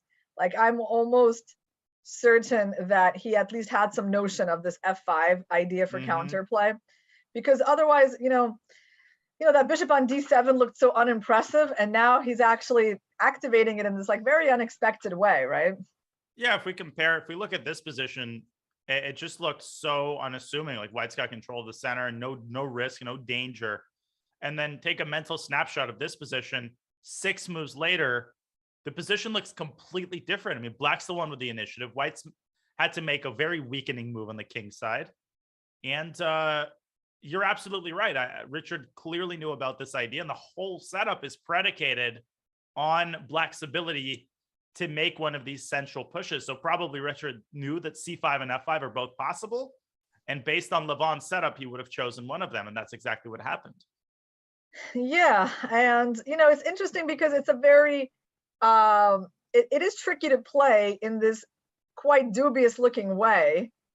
And giving white so many obvious advantages, and under the surface, like you've got this counter play prepared. And I think that that fits into his style, right? That's kind of how he sets up his openings. Actually, I think typically he's not going for that overt equality like we're seeing. I don't know in Vache Dominguez, right, playing the Petrov. Right. No, he often takes on a position that looks worse at first glance, and he knows some ways to get counterplay. I'm sure mathematically white was better, but Aronian didn't manage to prove that. No, and he's played bishop g6 straight away. So he just puts pressure on the e4 pawn. Now he's threatening to win a pawn with bishop takes c3 and f takes e4. Not sure that that's a huge threat, but it's another headache for Lev, who needs to turn this around. I feel like this game is just it's pretty rapidly going downhill for white at the moment. I don't think we can talk about a big advantage yet, Right. but if white makes another inaccuracy, things could get really dicey. Yeah, if you go bishop g2, well, the bishop is just super passive there, and like you always have to wonder, about the c4 square. So in a way, you don't want to do that. You can't go bishop d3, obviously, because it hangs Right, the 'cause d4 pawn. So I mean, queen d3 looks like quite a poor move tactically. Don't feel very comfortable lining up the queen with the bishop. Right, But and then you get that position we discussed, but down a tempo, like it's black to move. So then your idea, fe, knight d5 could be interesting. I suppose, what I just realized, we really should take a look at pawn takes pawn. We shouldn't just like outright dismiss this move because, it looks like I think we're kind of prejudiced because white's real only advantage is the center. And when he makes Right, that, we don't want to give it away. Yeah, but objectively speaking, I mean, this seems okay for white because the idea is each side has an isolated pawn. You have the e5 square as white, and so if black goes knight d5, you'll be able to put a bishop on e5 at some point, right? Yeah. So yeah, I would say this actually objectively is not a disaster for white.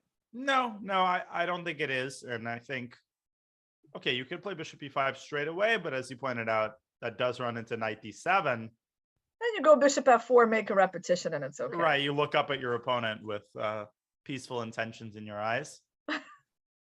But yeah, something tells me Richard is probably already playing this for a win. Although in round one, I guess it's hard to say what the player's mentality is. I mean, some players go into the tournament thinking, I don't want to lose round one. I don't want to take too big of a risk. Other players think, well, I have the whole tournament to recover. So if I lose round one, it's not a big problem. There's different schools of thought here.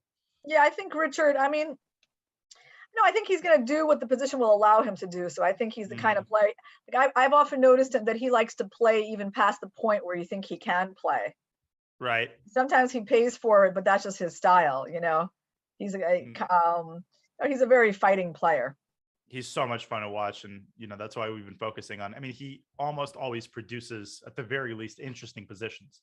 So let's return real fast to our bird's eye view as Levon ponders his next move in this highly complex position. We'll be keeping a close eye on that one.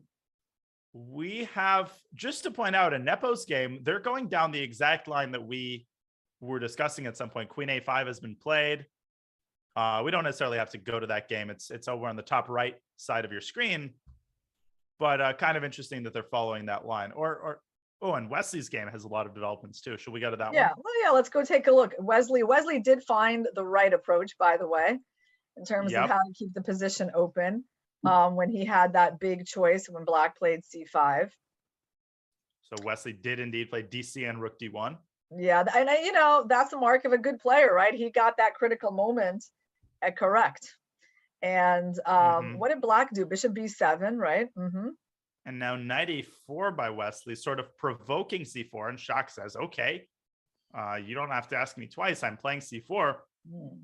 And Wesley currently thinking in this position, deciding probably between bishop f5 and bishop f1. So what do you make of this idea to provoke c4?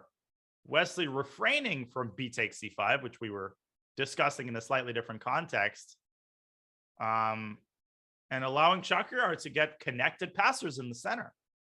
Yeah, well, I think, I mean, of course, he's planning to blockade them. So I do like, visually, I like White's concept, right, of these blockade on the dark squares. And so Black is going to, first of all, he needs to maneuver the knight from d7 somewhere, but you really have a trouble doing that because then you allow knight c5, right? So like, let's say White just goes, I don't know, bishop e2 or f5 is good. Yeah, f5 is good. Bishop f5, for instance. Yeah. No, it does look pleasant for White, doesn't it? It does, And- right? And so where is, like, my concept is simple. I don't know, bishop b2 and win with the amazing dark squared bishop. Yeah, put a bishop on d4 and you'll survive an apocalypse Right. there. But like and your task is a lot harder. I was almost going to say that Black has d4, but unfortunately, I mean, you can't take on d4, but you can take on c4. And maybe it's even worth sacking the pawn to get that diagonal open, but I really don't see a follow-up. Yeah, because you might be sacking 2 pawns soon. Yeah, the second one might be taken from me. Maybe knight b6 is a move here, but nah, it takes in bishop b2. I'm very skeptical of this. Yeah. So if not d4, then what should Black do? Okay, I got like bishop c6, I think we can start with, because quite clear that, yeah, bishop b6, bishop b2, and then... Oh, now maybe there's a5. Is there any case to be made for that move? I think there is a case to be made for it. Because a takes b4 is sort of a semi-threat, and then knight on a4 could get caught in the crossfire. Yeah. So something like this actually looks kind of solid enough for Black. Like, the knights are neutralizing the bishop on b2 for now, right? And so the queen is still free to move. It's a pretty good setup. Those knights will have to stay like that for a long time. Yeah, that's the backbone of Black's position. Yeah, the rook is good on the e file. Right, and White can't go rook e1 here because after the trade, that knight on a4 is problematic because of a takes b4. Yeah, so I can see like Black's position is not as bad as it might look at the first glance. I mean, really, the only thing wrong with his position is that White has like a really nice bishop on b2. Yeah. I mean, the bishop on b2 is a monster, but it's very easy to sort of look at this and say, oh, okay, White's like winning here because of the control over the dark squares. But as long as there are no direct inroads into Black's position, Shakurar might be pretty not unhappy here. Yeah, it's interesting. I mean, so things are deceptive sometimes. That's what we're seeing in this round, right? That like Aronian's beautiful opening didn't turn out as beautiful, and like even this position with the 2 bishops, like Black has resources as well. And it's interesting where he's going to put the bishop, because honestly, all those squares look possible, right? Like absolutely all of them have some sort of point to it, right? You can go bishop e2 and say, well, I want to put the bishop in f3. Yeah, you could go bishop e2, put the bishop on f3. You could go bishop f5, put pressure on the knight. You could go bishop f1 and say, I want to cover the back rank so that rook e1 is never a problem, so that it's never a check. Yeah. So a lot of options to weigh for Wesley. Let's return real fast to our bird's eye view once again and choose another game to delve into. I think after Wesley makes his decision, it'll make sense to return to that game. But for now, a fork in the road in that game. Okay, so Bogdan Daniel Desh has managed. Oh, and bishop f5, by the way, has been played.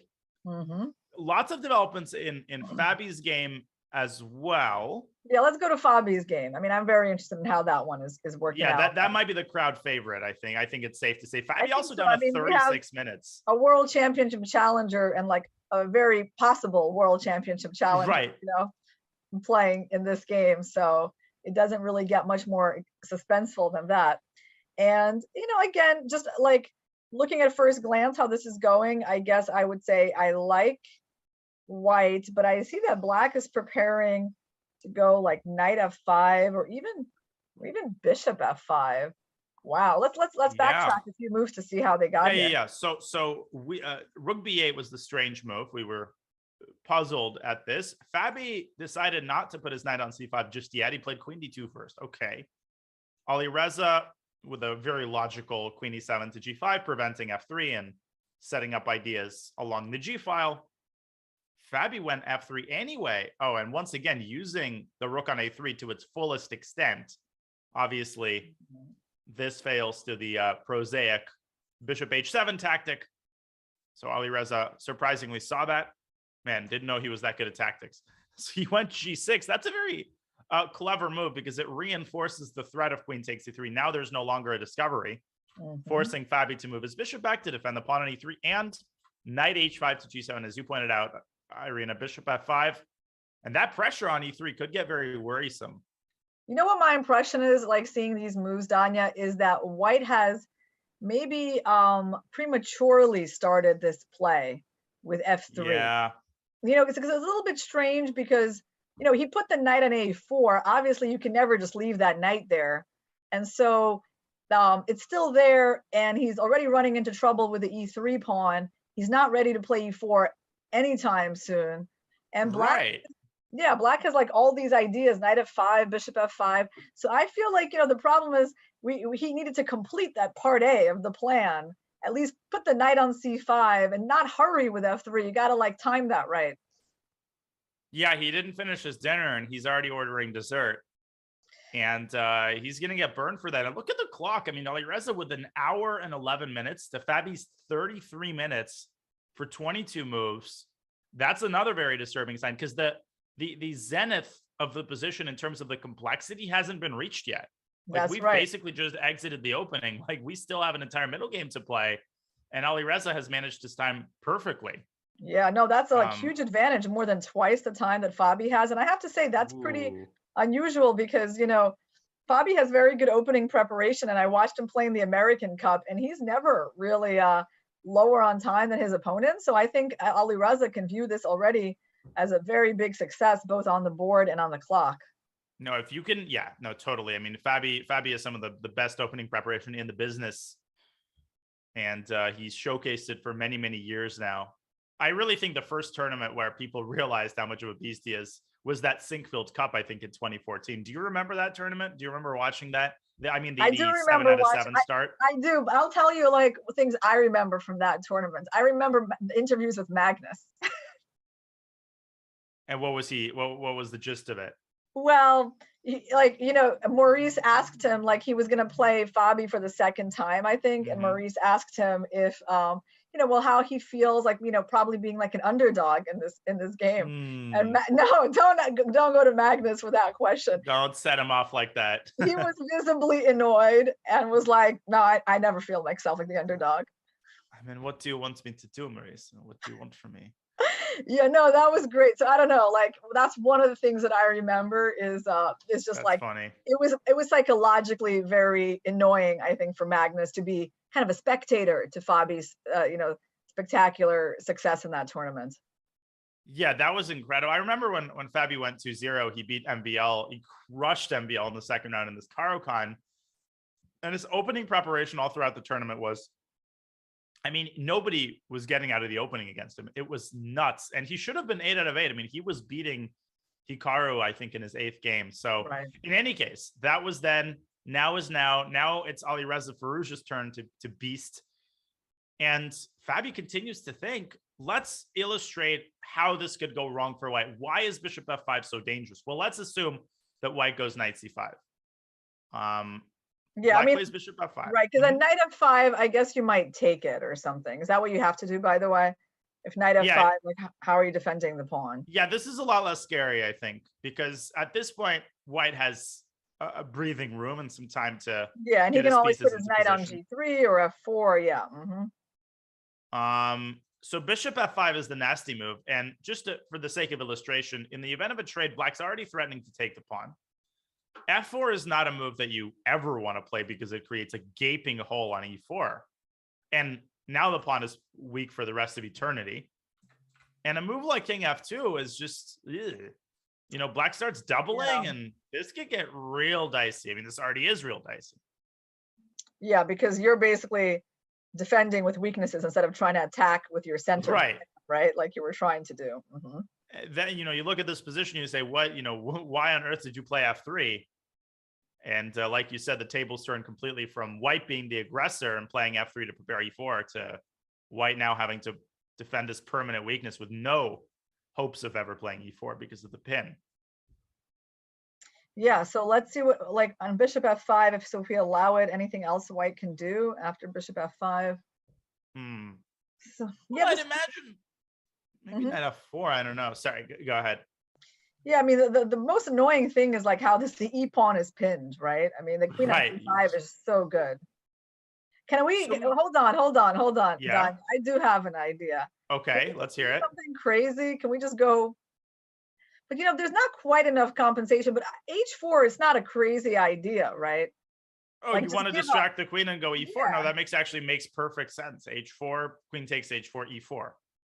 Yeah, because I mean, it is that important for white, and white is playing for the initiative, and you're giving away a side pawn in order to get a stronger center. At least you're getting your ideas in, but it's a pawn, It's a pawn. I move back my bishop. Yeah. And now I want to go knight e6 and dislodge your knight from c5. Yeah. So I agree. It's not quite enough compensation, but actually, wow. Raiden Professional does say that after knight c5, bishop f5, the top engine move is h4. Well, thank you for letting us know. Yeah, I had not seen your comments. Round of applause for Grandmaster Crush. That is a really cool idea, actually. Very instructive. But still, okay, like what would we actually do here for white?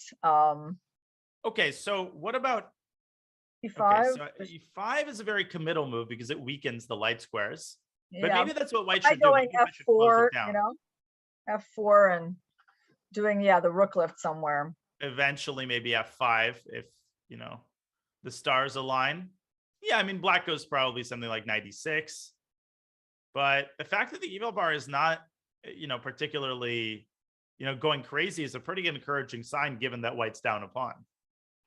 Yeah. Well, that's interesting. So he can allow bishop f5 and sack the pawn like that. I guess there's a chance that he could go for that. He's still thinking, wow. He's still thinking. And he's down to 28 minutes now. And now it's getting very concerning because we're only 18 moves in. He's going to be an hour down on the clock if he thinks for another 17 minutes. That, just chew on that for a second. The time control is 90 minutes total. That's nuts. Yeah, and then because of things like, it's like what you said, Danya, all the action in this game is really still ahead. Right. We haven't seen anything yet. Right. And Fabi is really tanking on the clock. And he's not used to the Grishuk style of play as he finally has made a move. And that move is knight f4. So he puts the body of the knight in between the queen standoff. I mean, I guess bishop f5 is still possible. It is. Yeah, let's look at that because that looks like the critical move. Otherwise, bishop white f5 would play e4. Yeah. Oh, what if? Now I'm taking a page out of your book now. I'm trying to make e4 work anyway. And then go like rook g3 somewhere. Exactly, but I don't know if it doesn't make any sense. The one thing that appealed to me here after rook g3 is that if queen b5 happens, there's a fork, knight a4 to c3, forking the queen and the bishop on e4. But apparently there was an intermezzo here. Oh, there's knight e6. Oh wow. There's knight f6. Again, using this incredibly annoying pin. Yeah. And this position is a hot mess for white because knight h3 is a massive threat. As is rookie 2. Yeah. Oh, let's see what he's going to do on bishop f5, right? Because it's almost certain that black will play that move. So bishop f5, and so e4 is out of the question. So what is his concept when he put the knight on f4? Just to defend the pawn? But it can't be. I mean, the knight's not doesn't feel like amazingly placed on f4. I don't see exactly. He can't go knight d3. Right. I mean, is he gonna go bishop a2 and say, I don't want to trade with you? I mean, it's not crazy. Actually, no, it's actually a very creative idea. Because it's not just a positional idea to avoid the trade. It's actually, exactly. Like the bishop has potential on that diagonal because you might sack with e4 at some point. Very much so. There's bishop takes f7 ideas. And in fact, that's really not an outlandish possibility. Knight I mean, I think Knight C5. Let's finally get that knight off the side. Yeah, no, we got a complete plan A. No, here, but I just wanted to show how this could happen. This is a total hypothetical. E4 again fails to knight fe6, but in a situation like this already, white can play bishop takes f7, and then a very elegant knight h3 wins the queen. So nice. That's not going to happen, but just wanted to illustrate the potential of a move like bishop a2. I like it a lot. So our viewer Halka Diga, I hope I'm pronouncing that right, says it takes some nerves to play bishop a2 there down and almost an hour against Firouzja, but not really. Not really. I just wanted to kind of comment on that, because honestly, sometimes there's just no choice, right? Like, what other options does white even have on bishop f5? Just like trade the bishops cooperatively, never do anything active, like let the knight come to f5. It's not really an option for him. So I do think that he will play bishop a2, and at least we can say it's a beautiful concept to line up all those pieces on the a file. Yeah, no, it is cool, and you have to prevent the knight from getting to f5 unobstructed, because the moment black intensifies, turns up the pressure dial on the e3 pawn, things get incredibly problematic. Alireza is taking some time, so I feel like he's trying to decode. You know, he's probably telling himself, well, it's too good to be true. Fabi has to have an idea, and I can guarantee you that he's making himself aware of bishop a2. Yeah, no, that is true. He'll be pondering that. So let's see what else we got. Okay, let's take a look at Wesley. So, has he played bishop f5? Okay. Yeah, but we can still move on, because we'll wait for Fabi to make a move, and we'll update you when he does. Let's see how quickly he does bishop a2. I honestly think it'll be fast. Well, it has to be. And by the way, yeah. Well, how much over under on whether he takes longer than 2 minutes? Okay, it'll be under 2 minutes. Well, let's wait it out. Now I'm curious. See, now we got some vested interest in this. Let's see. All right, it's 9:46. So we got 9:48. He's got to make a move. But we'll check that. Let's go. We could go and take a look at, Wesley So versus Mamadou, because I think that game is going the way we had talked about. Yes, it is, as a6 a5 has been played by Shakhriyar. Yeah, the only thing is he played it immediately without bishop c6, but I mean, same idea. Yeah, he's trying to activate his rook, trying to turn the knight on a4 into a bit of a target and weaken the b4 pawn. So that makes a lot of sense. The only difference is b5 is an idea, right? I was thinking the same thing. b5 not only is it an idea, I think it is not unlikely that we see this move, because now the knight on a4 has a little umbrella around it, and it's very, very hard to get to because of this pawn cover. 9:47. He played bishop a2. Oh, you called it. Bishop a2 played in the Fabi game, and again, we don't have to return to it, but you got it. I thought he would spend a little longer, so I stand corrected. No, wow. I'm happy. I'm happy to make my predictions right. I love making predictions and little bets and, having some competition, for ourselves too, Danya, right? Well, it's the Superbet Chess Classic, so it's only fitting, to make predictions. Yeah, so let's, I honestly feel like I would have liked to see that bishop on c6. I mean, unless we were missing something, because I feel like after b5, I mean, it's a good pawn for white. It's a great pawn, and it's very hard to attack, right? It's not defended at the moment, but how do you, I mean, queen b6 would be very nice, with the small problem that it blunders the queen. I guess you could play rook b8 and bishop a8, but white can always plan a rook on b1 and just say, big deal, like, you're attacking my pawn, I'm defending the pawn. I'm really struggling to figure out what Shakhriyar has in mind against b5. Could it be that he wants somehow to exploit the c5 square, like a queen? No, but queen it's so e7, hard bishop to e3. do, right? Like, I've been looking at that, but like, it's so hard to do, because after bishop b2, you're tying them down to f6 in a way, right? I mean, unless you're prepared to give up everything, which, by the way, maybe he's willing to do. Like, maybe, I mean, just conceptually, let's try bishop b2, knight c5. I mean, this doesn't work. Yeah, I know it's not going to work. But the position I'm talking about, let's say knight c5, queen c5, bishop f6, like, maybe you can play this for black. Because now d4 is an option. Yeah, I mean, it's like, yes, you're sacrificing king safety in order to take white's beautiful dark squared bishop and also try to set your pawns in motion. But I mean, I do feel like we're walking through a lot of question marks, in our line too. Yeah, because even here, as late as this point, white can just calmly play a4 and then plant a bishop on d4 and enjoy his life. This is ultimately goes back to the problem that we were discussing at the start, which is that these pawns are totally blockaded and black has no dark squared bishop. And, those dark squared bishops don't grow on trees. So this is a permanent problem for black. Yeah. So let's go back. Let's see how he's going to solve this. Well, first of all, Wesley taking a good chunk of time here on b5. Yeah. Again, it might be the case that he thinks this is too good to be true as he keeps trying to dig around and figure out what Shakhriyar has in mind.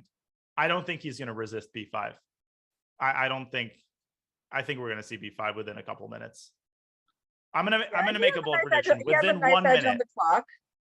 He's gonna play it within 1 minute. Within 1 minute. Okay, 9:51.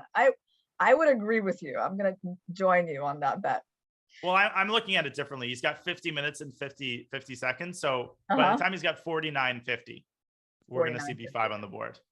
And when he does that, yeah, let's just think if black has any sort of way out of the situation. I mean, okay, he's gonna go queen c7. Yeah, he's gonna go queen c7, Danya, hitting f4 and at least stopping bishop b2. Yeah, but isn't bishop b3 also very pleasant? It is. Yep, it's pleasant. Many roads lead to Rome here. In this case, many roads lead to the d4 square. Okay, yeah. I think my prediction what is really interesting is like, why would he play a5? He can't really use the c5 square. He's not opening the a file. So what is he trying to achieve with this move? It's like really a big mystery to me. I don't get it. Like this position just looks crappy for black, to be completely honest. And my prediction, of course, was wrong. Wesley's still thinking. But especially, Irina, in the context of the fact that you do have this move bishop c6 instead, and then a5 carries a lot more pizzazz than it does here.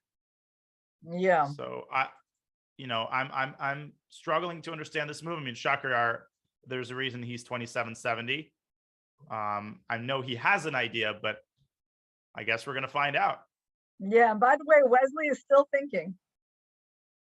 Yeah. What is the hesitation? I mean, is there another plausible candidate move here for white? I guess just bishop b2 straight away. Yeah. Yeah, bishop b2 straight away is also possible. But why allow the a file to get open when you can enjoy all the benefits of the position, this exact same position with the a file closed and with a nice pawn on b5? Yep. Okay. Well, very interesting. It's a puzzling moment. Whoa, Nepo versus Deitch is white has sacrificed a pawn on c3. Yeah, let's take a quick look at that game. Then we can go on another short break. Nepo with the sacrifice of a pawn. Black has managed to castle. Look at the clock, 24:55 for Bogdan. Only 16 moves in. We're going to see some epic time struggles in this round. I mean, this is not fun. Yeah, so 6 pawns for white, 7 pawns for black. Okay, let's see. Okay, he has rook b3 ideas, but the rook doesn't have the h3 square, so it doesn't seem that dangerous. Okay. h4. This is a very ominous move as Jan using the pawn as a battering ram, advancing it to h5. And just because black's castle doesn't mean that he solved the problems with his king. He's gone from the frying pan into the fire here. I do find, even though the eval bar is saying equal, it feels a lot harder to play as black. Oh yeah, this is the kind of equal that this is just about as equal as I am. I don't know what I'm trying to say, but yeah, no, but I know not what equal. You're trying to say. Yeah, it's not equal. Exactly. It's not equal is what I'm trying to say. Yeah. Yeah. No, this is a very unpleasant position for Bogdan, especially considering the clock time. Yeah, I suppose though there's also ideas of bishop b2 at some point that we might see a fianchetto like that. Yeah, But and first, we might see e6. yeah, but first he'll drive up that pawn. And so, okay, let's say what is the core of Black's problem in this position? The core of Black's problem is that the e5 pawn is very dangerous, just kind of like kind of disconnecting Black's pieces from the king side, right? Yeah. The queen is far. Now the development isn't great, and the bishop on c8 is not amazing either. So there's quite a collection of problems for Black. Right. Quite the assortment. And Black is only one pawn up. Like if you were up a piece, we'd be having a conversation about whether it's worth it. Black only being a pawn up, he doesn't have much to suffer for. And you can't, okay, now let's just take a look. You can't go f6 because of bishop b2. And look, I spotted a little tactic. Oh. When they take on e5, yes. Oh. Intermediate capture, winning Little, a rook. Yes. Little desperado action there, winning a full rook, indeed. So that's out of the question. I guess a move like bishop e6 comes to mind. Yeah. But then white, at some point white might take that pawn if to do so, but right, white's got this in his pocket. No, this is just unpleasant. h5, and then white can play bishop d2 or bishop b2, get this rook. And nothing, white's not gonna checkmate in the next 3 moves. Right? That's not what we're saying. I think what we're saying is that there's a long-term attack on the king side, and there's no way to solve the underlying problems in Black's position easily, because you can never really play f6, especially given that white's pawn approaches h5. So just to give our viewers an idea of the general picture here that white is going for, white wants to go rook b3 and then push the queen away from e5 so that their queen can, after the pawn is on h5, Danya, then they go queen h6, and actually g6 sacrifice will become a plausible idea. Absolutely. I can show just a sample line. Rook b3, get out of there. Queen h6, and just some random move. The game is over. Bishop takes g6, and white smashes through with a decisive, just winning everything. Just picking up all of Black's hanging pieces here. So big initiative for Jan, and it shows no signs of abating, especially as Black now dropping to 20 minutes on the clock. But I think it's time for us to take another short break. We will keep an eye on this fascinating game. Really interesting games here from round 1, as a lot of players have clearly come to fight. Fabiano Caruana, that game's heating up as well. So don't go anywhere. You're watching the Superbet Chess Classic Romania. We'll be back with more action from the first round on the other side of this break. Don't go anywhere.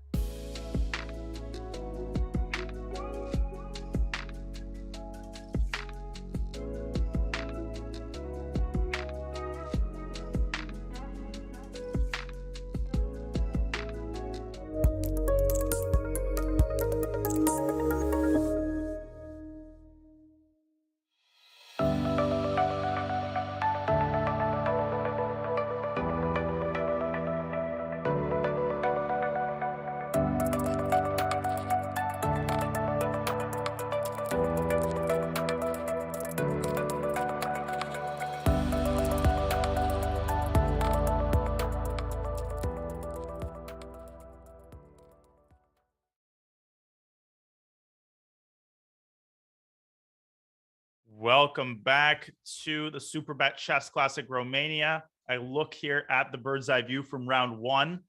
There's a lot of action in a lot of the games. Now, Irina, one game that we have been deliberately picking on by not looking at it is MVL's game against Dominguez. There's a very good reason that we have not been looking at it, isn't there?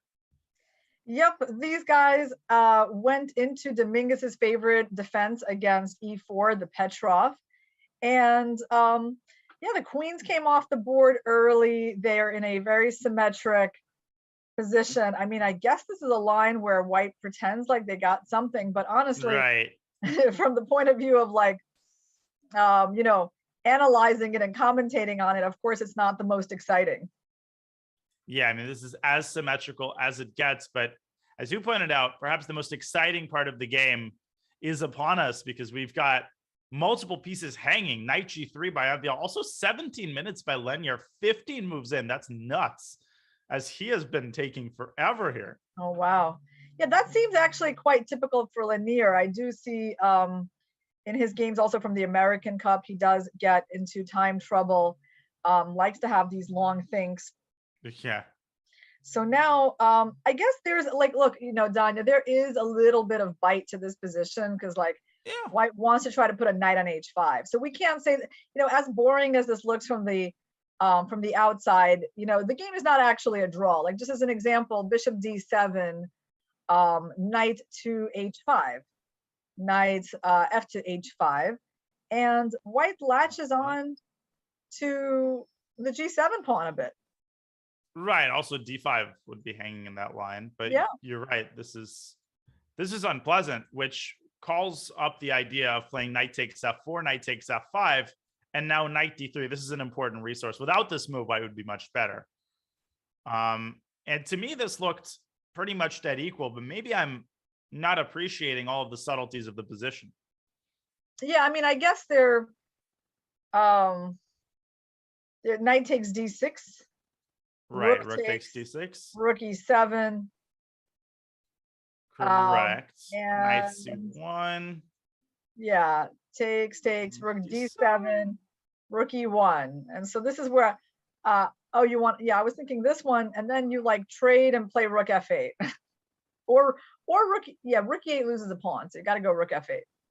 Right, trade, rook F8, and then king D8 on the next move, and it's an illusion. Like white's big advantage is an illusion because the rook is getting kicked out of E7. And this looks very close to equality. Yeah, I was thinking maybe white should keep the rooks on the board and get this rook entrenched on a nice square. On the other hand, this is also white's whatever advantage we can talk about here is extremely limited. It's limited, but it is there actually, right? I mean, the control of the open file, like if he can just play rook E1 and yeah, the E file, the bishop versus the knight, like I feel like it's still kind of some work for black. Dominguez though, rook H E8, a move that I did notice with the back of my, with my peripheral vision. Of course, the point is that if white trades and goes knight takes F5, he gets mated on E1. And this might actually be the most accurate way to equalize. Yeah, that's a nice move using the back rank idea and not having to move the bishop. Yeah, because one of the main problems we had was that black was losing control of the E file in a lot of the lines. Right. Now it's sort of white's, the onus is on white to maintain the E file. You could go bishop E3 here to just close the E file completely, but that would open up the E4 square for black's bishop. Black could play bishop E4. And this seems pretty darn comfortable for Lenier. So, Danya, now that we've done this game some justice, how about we go to Fabi versus Firouzja, because that looks. Let's go to that game. That game is heating up big time. Fabi's clock is cooling down. He's got 13 minutes on his clock. So this is going to be a game we keep a very close eye on as it enters the time scramble phase, but it's really a one-way time scramble. Firouzja still has over half of his clock left. And so after bishop A2, which is where we left off, what were the last moves that have happened? So Firouzja played h5, which makes a lot of sense, just sort of expanding on the king side. This was also the top computer move. I mean, the guy is just a beast. Yeah, someone mentioned Preparing that to was the expand top move. further. Ridiculous. Fabi shifting his queen over to f2. Okay. Finally getting it out of the standoff between black's queen and white's queen. And after knight d7, Fabi striking at the king side with h4, freezing black's pawn and chasing the queen away from g5. I like h4. Obviously, very committal move. Yeah, I like h4, and I have to wonder also about why black himself didn't play h4, because there must be a reason. And it'd be good to ask that question, because it was a pretty natural move for black to make, right? Instead of knight d7 to play h4. Yeah, why did Firouzja allow this option?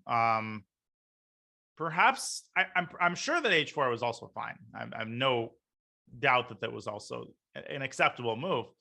Maybe it had to do with not allowing knight c5. Like he didn't want to allow knight c5 in the best version.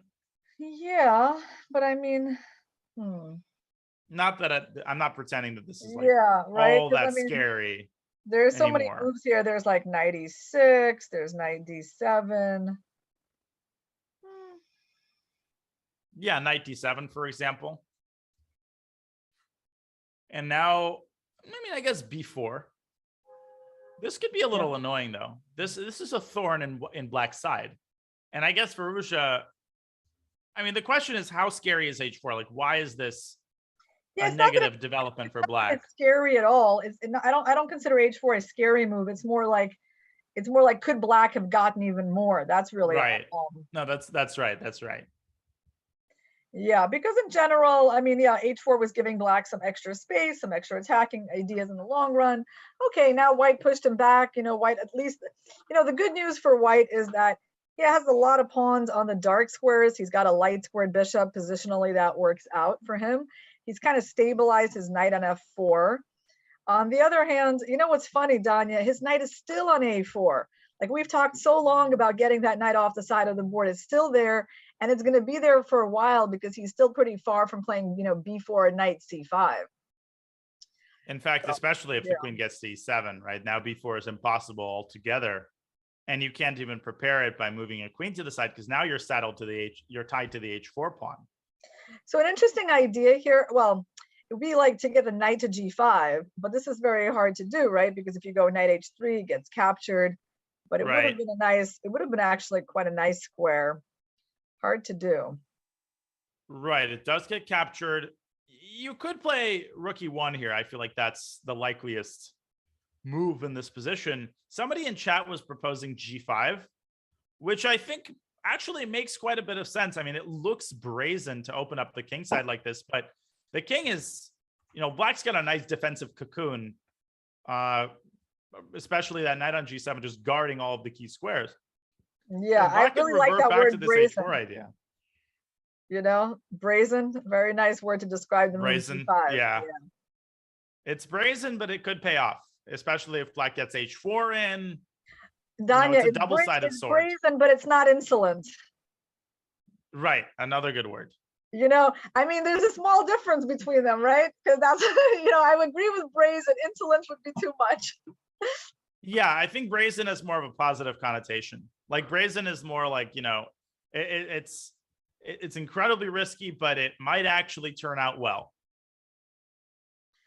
Yeah, let's take a look at the move e4. Are there crazy ideas in the position available for white? Like after queen e7, like we know e4 is a major idea. Let's just check it. So e4, d takes e4 is forced. Yeah, and like probably pawn takes. Yeah. Now, if you take with the bishop, I mean, knight h3 is actually an idea. Wow. Knight h3, knight g5. No, it definitely is an idea. Another idea is to play, oh my goodness, there's some crazy lines with rook e3, and if black goes knight f5, no, now there's knight takes g6. This doesn't actually work. Ooh, so your move knight h3, there's also rook e3. There is quite some tactical potential in this position. Yes, and so what if black takes with the queen on e4? Which might actually be the better idea. what I was concerned about. Yeah, you control There. H3. Trying to calculate. There. I was thinking bishop e1, but queen comes back to e7.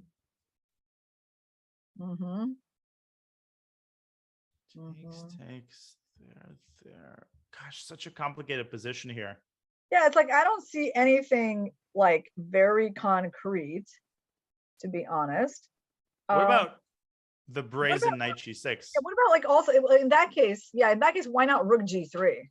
I mean, if that's what you're thinking about, just make your rook better. Set up. Actually, knight g6 is a threat. It's a flat out threat here. Wow. Which is super cool. By the way, Firouzja has made a move. It's not queen e7. Queen f6. It's not queen e7. It's queen back to f6, which surprises me a little bit because I thought that square he might have wanted to reserve it for the knight. But okay. Instead, he wants to put some more beef on the f file. Yeah, maybe he wants to play against the e4 idea a bit. Right. You know, in case like white does sack, you know, he's trying to discourage him, right? Because now he can take with the rook or even the bishop. I mean, I still think the rook is more likely, but it does feel like a bit more solid in terms of at least preparing for e4. And something tells me Reza is also thinking about going g5. So like b4, g5, especially in white's time pressure, that could be a very tough move to handle. So should we look at e4 again? Because we know how much of an idea it is. E4 again, but now I feel like black. No, I guess rook takes e4. Yeah, rook is better. Yeah, and you know, this is quite solid for black. Yeah, because I mean, g6 is protected in a way. The d4 is hanging. Yeah, this is a much better version. So this is basically the difference between queen f6 and queen e7 was in allowing white to sack the pawn or not. Exactly right. And okay, so Fabi immediately responded with b4 as expected. And now a big moment, a very, very big moment. Will Alireza strike with g5? Or will he take a slower approach and play something like rook e7 and double rooks on the e file, or both? You could start with rook e7. Danya, we still don't know why that move rook b8 was played. I mean, it's still right. Right? It still is a mystery. And it might have just been a waiting move. I mean, it might have just been that he wanted to secure the b7 pawn just in case and see what Fabi would get up to. Okay, this is a really fascinating moment because I mean the gap between these moves, rook e7 and g5, is so huge, right? Yes. They're like so different, and it's such a big decision if you're going to play g5. Now, it's not a bad moment to play something like g5 when your opponent has like 13 minutes. But at the same time, it becomes a bit more forcing, and he might want to keep the game more like tense for longer before he takes any decisive action. That's exactly right, because g5, let's not forget, is forcing. It forces h takes g5, and it clarifies the kingside structure. And there's our answer. He doesn't go g5. In fact, he completely refrains from that idea, and he moves his queen from f6 to d6. Yeah. No, opening up the f6 square for his knight. Would have been very brave. You know, I don't know and very risky. Five. Fabi immediately responding with knight c5. And I guess Alireza wants knight f6. I mean, first of all, I have to say, Danya, I like how this is going for white. I do feel like in the last few moves, black has lost some of their initiative. Remember that amazing queen he had on g5? Doesn't have her anymore. Yeah, some momentum has been lost for sure. You know, white has that move h4 that white played turns useful. There's a lot of control over the dark squares for white. And you know, there's a danger for black to kind of drift in this kind of position. Yeah, for sure, because white has many ways to improve his position. White can solidify the e3 pawn with rook e1. White can think about, well, I don't know about trading bishops, because that would maybe help black get a knight to f5, which is ultimately black's dream. So you could almost have a draw here because of some sort of a standoff where neither side can make too much progress. But it's way too early to talk about that. Out on a limb here, I'm going to predict that white's going to win this game because I haven't made any predictions yet, Danya. I will, and I believe he will play e4 in this game. He's going to get that move in. We're going to see. And yeah, my first big prediction. Well, that's a bold prediction. If white gets that move in, then I will be inclined to agree with you. But I'm going to reserve my judgment until we see whether White is able to until carry out the pawn play. evaluation is like +3. +5, yeah. When it's +5, I might agree with you, but I'm very risk averse today. Well, I was thinking, how can he get in the move e4 when that knight is hanging? So that's really his issue, right? I mean, what if he just goes queen d2? What if he goes queen d2 here? Back to d2 and preparing e4. And at some point, when they go queen f6, like you might already be ready to play e4. But what if Black puts his knight on f6, just again trying to beef up the security on the e4 square? Yes. Okay. Good point. You're not making it easy. Nope. For me, no. On the other hand, I've left your knight on c5 alone, which is a big yeah, you did leave my knight, and I do White. feel, I have to say that the fact that Caruana finally completed part A of the plan that we talked about 2 hours ago, like that gives me some confidence, because the queen side position does look really good for White. No, that knight looks amazing, and just what we're gonna do? We're gonna go bishop b3. Rook a2, rook e2. Oh, look at that. Bishop b3, rook a2, rook e2, rook e1, and then everything will be ready for e4. We're going to try. We're going to try to prepare that move.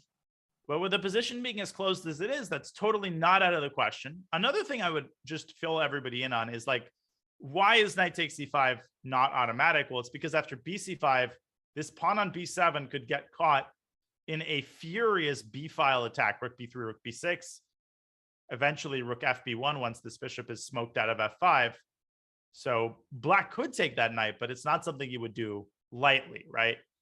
Yeah, I agree. Like, I actually think that it's not as bad as it looks, right? Because the knight on c5 is so powerful, so helpful in terms of attacking b7, tying down the rook, preparing e4. I think he actually might trade that. I mean, it's not like a pretty decision to make, but it's definitely within the realm of possibility. I totally agree. It actually might be the most prudent, might be the easiest to play. White's clock is definitely factoring into Alireza's decision making. He's still up 30 minutes. And I can almost guarantee you that he is harboring some hopes of wanting to play for a win and White's acute time pressure. So we'll see. We'll see what decision Reza makes, but this seems to be going in a positive direction for White. That I can agree with. Well, shall we go back? Aronian? Let's go to Aronian's game. It's been a while. Let's pop back into that game. We've had some transformations in that game. In particular, Levon has bit the bullet and played e4, e5. So we were looking at this moment where bishop g6 had been played. Levon throwing in h4. Wow. Yeah, that's another move. When I saw that, I was like, yeah, that I would have had trouble predicting that one. h4, grabbing space on the king side, creating potentially an anchor point for the bishop, although that's not a dangerous idea or anything. So we had a bit of a slower maneuvering phase. King h8, rook c1, improving the rook, knight back to d7. Very interesting move. Potentially preparing to strike with e5. Provoking e5, and now returning back to b6. A very typical idea, right? You go back, you provoke a move, and then you go back where you initially were, contesting and fighting for the d5 square. King g2 and h6. This is the position on the board. Yeah, so fascinating strategic struggle.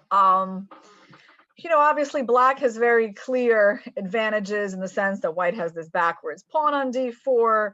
Black has, a knight within reach of the outpost, very solid position on the queen side.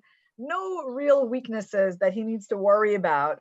The only downside of Black's position is the bishop on g6 at the moment. And so he's basically paying the price for like all the other good things that Black has. This is the price tag for this incredible square on d5 that you have, right? Okay, you're going to have to accept a bad bishop. All right, fine. But at the same time, it's not a hopeless bishop, because there is a chance for him to go to h5. And I'm thinking he knowing that it's a report, he's thinking about the move g5.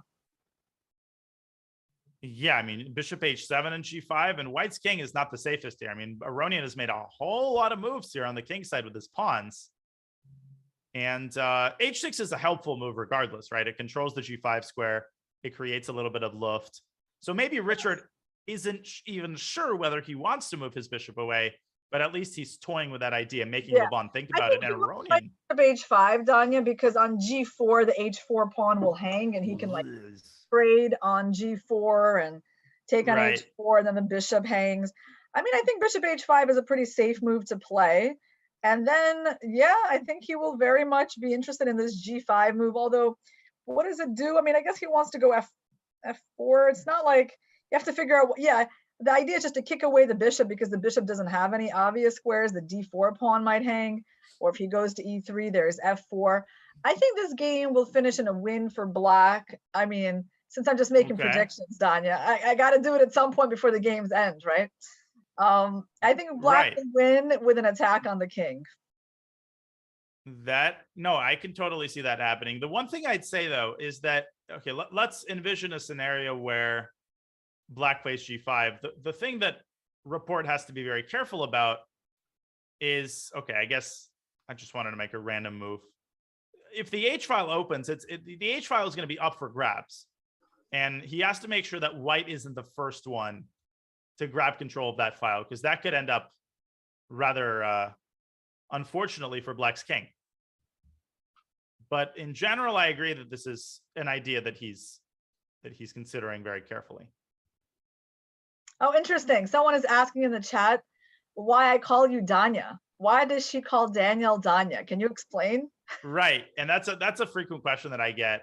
Danya is basically like the Russian form of Danny or Dan. It's like the nickname for Daniel, and it's what like my family calls me, and you know, it's what I've been referred to in the chess world for many years. Yeah, So I mean, Daniel would feel a bit formal for me. Right. And, you know, we know each other. So it's sort of like anybody that I know pretty well usually calls me Danya. Yeah. And I mean, is that how your co-commentators call you as well, usually? Yeah, Robert calls me Danya. You know, and I feel, you know what it is? I think I've learned from other people. Like I've watched, you know, you commentate. Right. Heard how other people call you, so I had to call you that as well. No, I appreciate it. I mean, Daniel is fine. The one thing I don't like Dan or Danny. I feel like Danny I associate with Danny Wrench. Definitely, right. You're definitely like not Danny. Danny boy. I just don't see myself as like a Danny boy, you know, type. So yeah, no, you're definitely not a Dan either. Yeah. Dan just seems like somebody who works at Bank of America as a financial analyst, and right. I don't know. I don't do that. I'm not doing that yet. Maybe I will at some point. You know, when I get fired from my commentating job for not talking about the games. But anyway, we did answer your question, and yeah, guys, I am watching the chat, and you know, we try to interact with you guys to make it more interesting. So feel free to write us, you know, your thoughts on the game and any other questions you have for us. Mm-hmm. All right, so let's go back to the games. Wow, where do we have the most action? Let's take a look at Wesley versus Mamedyarov, because there is some action over there. Okay, back we go to that game, and a pleasant position for Wesley out of the opening, and it's still pleasant. Now, we were talking during the last break.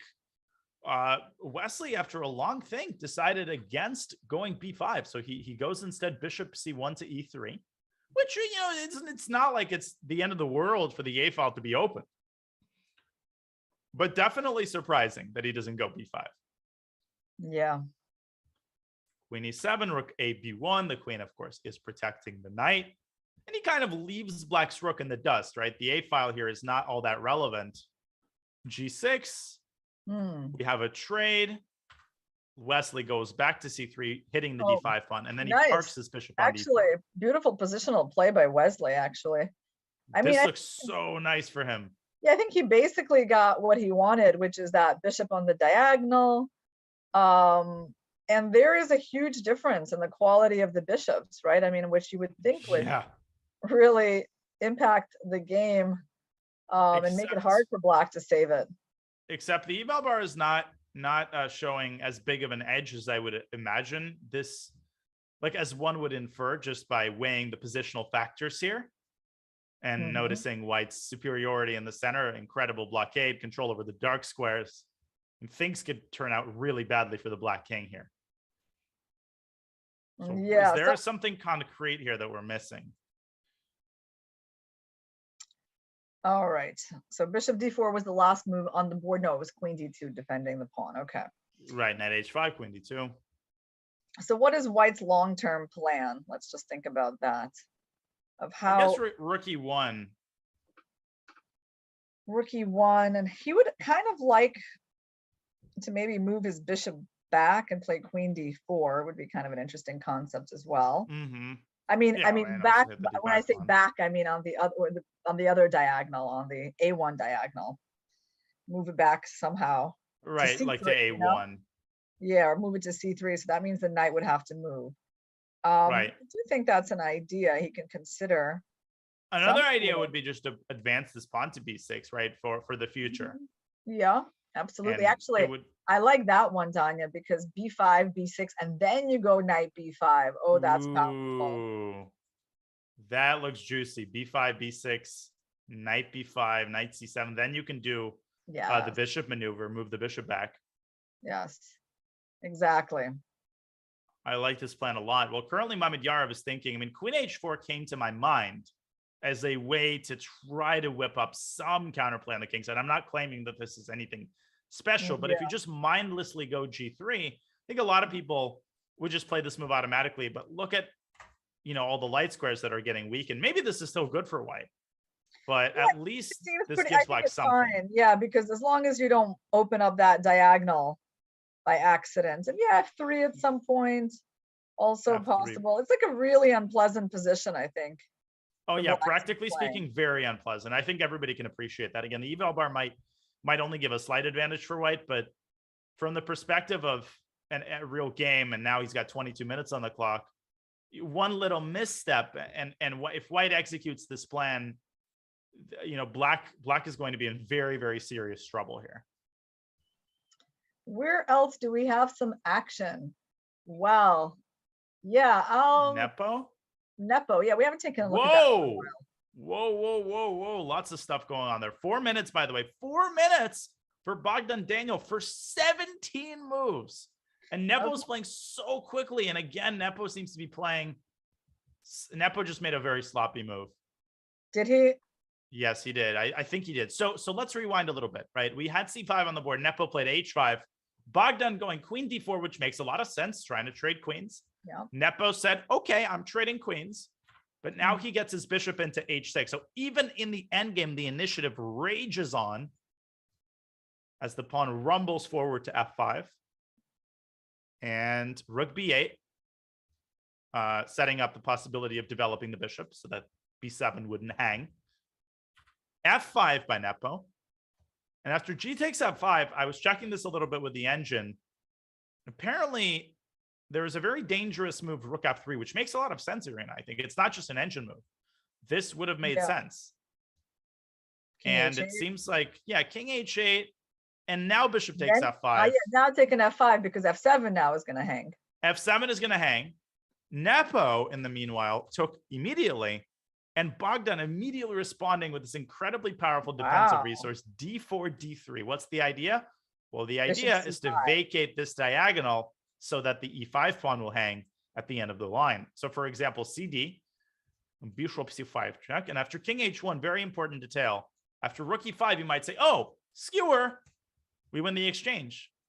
But no, after rook f5, bishop b8, if you keep calculating, this is almost checkmate. It forces the bishop back. And white is a miserable position here. But yeah, miserable, interesting, just because, well, it's miserable because black has a lot of pawns, but it's not as miserable as it looks because at least you can play g3, right? Yeah, you can at least, and not rook g1 because pinned pieces protect, right? Yeah. You can't take that rook. But rook b2 does defend the bishop. Nonetheless, this is still terrible. 1, 2, 3 for 5, 3 pawns for the exchange. And I wouldn't even take g3. I would keep this pawn alive. In the bishop sitting in the self-made prison. Maybe b6 is interesting. Yes, b6 is an excellent move. Just defending the pawn, paving the way for the development of the light squared bishop. This is just horrible for white. So this is out of the question. But if Nepo doesn't go for this line, if we rewind a little bit, After rook takes c5, it looks like black has solved all of his problems. Wow. So this is where Incredible. we're currently at, yeah? Nepo, again, Wow. seems to be paying the price. Now, we're currently at d3 has been played in Nepo's thinking. Here, Can he we has just to play g4. Try to understand, Danya, like why that rook f3 move was so important again compared to this line. I'm just Well, curious about that. Yeah, sorry, Anna, go ahead. Yeah, go ahead. So like rook, explain it to us. So rook f3, king h8. The best way, I think, to understand like why a certain move is important is to literally, go through the same line and see how it helps. So here, if we look at this line, I'd cd, bishop c5 check. It looks like it's exactly the same thing. Rook takes e5, but here there's an incredible resource. And full disclosure, I didn't find this on my own. Hold on, can I? Oh, okay. Oh crap! Sorry, Ariana. It's okay. It's okay. But do you see the follow-up? Do I see the follow-up? Okay, hold on. Let's think about this. Because I mean, all I obviously have at the moment is a draw, but and chat, you can jump in here. Do you see the follow-up idea? Yeah. Jump in, chat, and help me out. So let me tell you what I'm thinking. So bishop g7, king g8. I mean, there's bishop d4. It does win. Does win a bishop with check, but it's pretty good. But it's not necessarily. Well, it's pretty good. But what else do we have? I mean, is it like that's correct though? That's correct. It's correct. Yeah. Okay. So I think a lot of people in chat might say, "Oh, well, I'm winning the rook," but again, it's the same problem. This is essentially checkmate. I mean, white has to give up the rook, so don't forget about that. It's bishop d4 check, and it looks a little lame, like, oh, we just win the bishop back, but what now? But just look at like this position is even just rook g7, and a position like this. I mean, look how passive black is. You can't get the bishop out. Can't draw arrows either. Because of rook g8 check, you can't really move the king because you lose f7. White's got a full-fledged attack here in the endgame. Yep, that's how it often works out with bishops of opposite color. When they're combined with other pieces, that leads to very attacking positions. Exactly, even in the endgame. So, no, that's a great point about opposite-colored bishops. Add a pair of rooks and the landscape changes completely. So that's why rook f3 was important, and that's not something that can be figured out without very deep thinking. But Nepo played bishop f5 almost instantly, and now he's regretting it. Yeah. So d3. Let's just understand. Basically, there was nothing he can't do anything to avoid this bishop c5 check, and he has to deal with the pawn. That's why we're in this position that we're currently in, with black having captured on e5 already. Well, white can decide which piece to take on d3 with. Like, you could play bishop takes d3, but it's the same. I mean, if anything, I think white's struggling for equality here all of a sudden, because black's mopping up all these pawns. I mean, maybe there's g4 here, but even bishop takes g4, Yeah, I'm not can sure. take it maybe because h5 is hanging. h5 is hanging with check. Yeah, there's some crazy idea here with king g3. Wow. I mean, these are very engine-y positions, and bishop f4. Okay. And the idea of putting the king on g, you're forcing black's bishop on h. Yeah. Bishop d6, you're sacrificing the exchange. Yeah. And you get a very dynamically balanced type of endgame where black has two pawns for the exchange. Yeah. All right. That makes it clear. Okay. So allowing d3 was a very big miss. Yeah, no, definitely this has breathed new life into black. Black's position is better than it's been in the last 15 moves. I'll put it that way. And luckily for him, they are it's getting more simplified, and he doesn't have a lot of time, so he needs that. He needs that. He's going to gain, assuming Nepo takes on d3, black is going to gain at least another minute with the next two moves. It's going to give him a little bit more time. Nepo obviously is trying to find any way to complicate the game, because with 4 minutes on the clock, I mean, if he can force Dach to calculate, man, that'll be hard. And Nepo is a specialist at that. Like, he knows how to complicate the game, but definitely a big miss. No question about it. Yeah. So now we have pawn. He took with the pawn on d3, right? He's still thinking. Oh, he's still thinking. Oh, okay. He's thinking. So, which is, I know, like Nepo thinking, like, really? Wow. So he blundered this, and that's where he started. Oh, yeah. No, definitely missed this move. No question about it. No question about it. Huh. Okay. Well, I mean, it feels like after pawn takes bishop c5 and rook e5, things are just very simple for black, right? So I guess I'm thinking like he probably will wind up taking with the bishop, but yeah. And there's another crazy move here. Rook b3. I mean, it's not that crazy, right? The point is you want black to take on c2, and then you want to give a check on c5. Yeah. Right. And then you go king h2. And rook then takes e5, right? e5, This is like the typical sequence. And now rook d3, right? And now rook d3. And if bishop f5, rook f5. Oh, but this is actually, this might be good for, oh, look at this line. Rook f5, right? Rook f5, rook g3. King h8. Yeah. Oh, my lands. This is beautiful. Oh, you're winning the rook in the end. And the bishop. So bishop g7, king g8. It looks like a draw. Looks like you have to repeat moves. Again, you don't play bishop e5. You play bishop d4. Yeah. This is super cool. Bishop takes c5. King has to walk to e8. Check.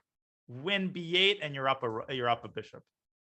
Isn't that a, well, that is a rook cool b3. So that means there is another option. He doesn't have to take the pawn. Rook b3 is such a tricky move. My goodness. Okay, so I think he will play that actually, because that's he needs to find something like that, and I think it is doable for him, and especially he has a lot of time. He knows this is a very important moment, so I think there is no reason why he wouldn't find this. Yeah, and apparently, just a breaking news alert. We're getting a message in the chat that Fabi is repeating. Let's verify that. Yeah, moves are getting repeated in the Fabi game. Okay. Like how moves many are times? getting repeated. How many times? So we had knight f6, knight c5, knight f6 as expected. Queen g3, threatening knight takes h5. So Firouzja dropped his queen back. Fabi advanced his queen to g5. Okay, no, is this a draw? Is this a 3-move repetition? Can we go again slower? Okay, so one. Once. Okay, that was twice. Now it's twice. On g3, it's twice.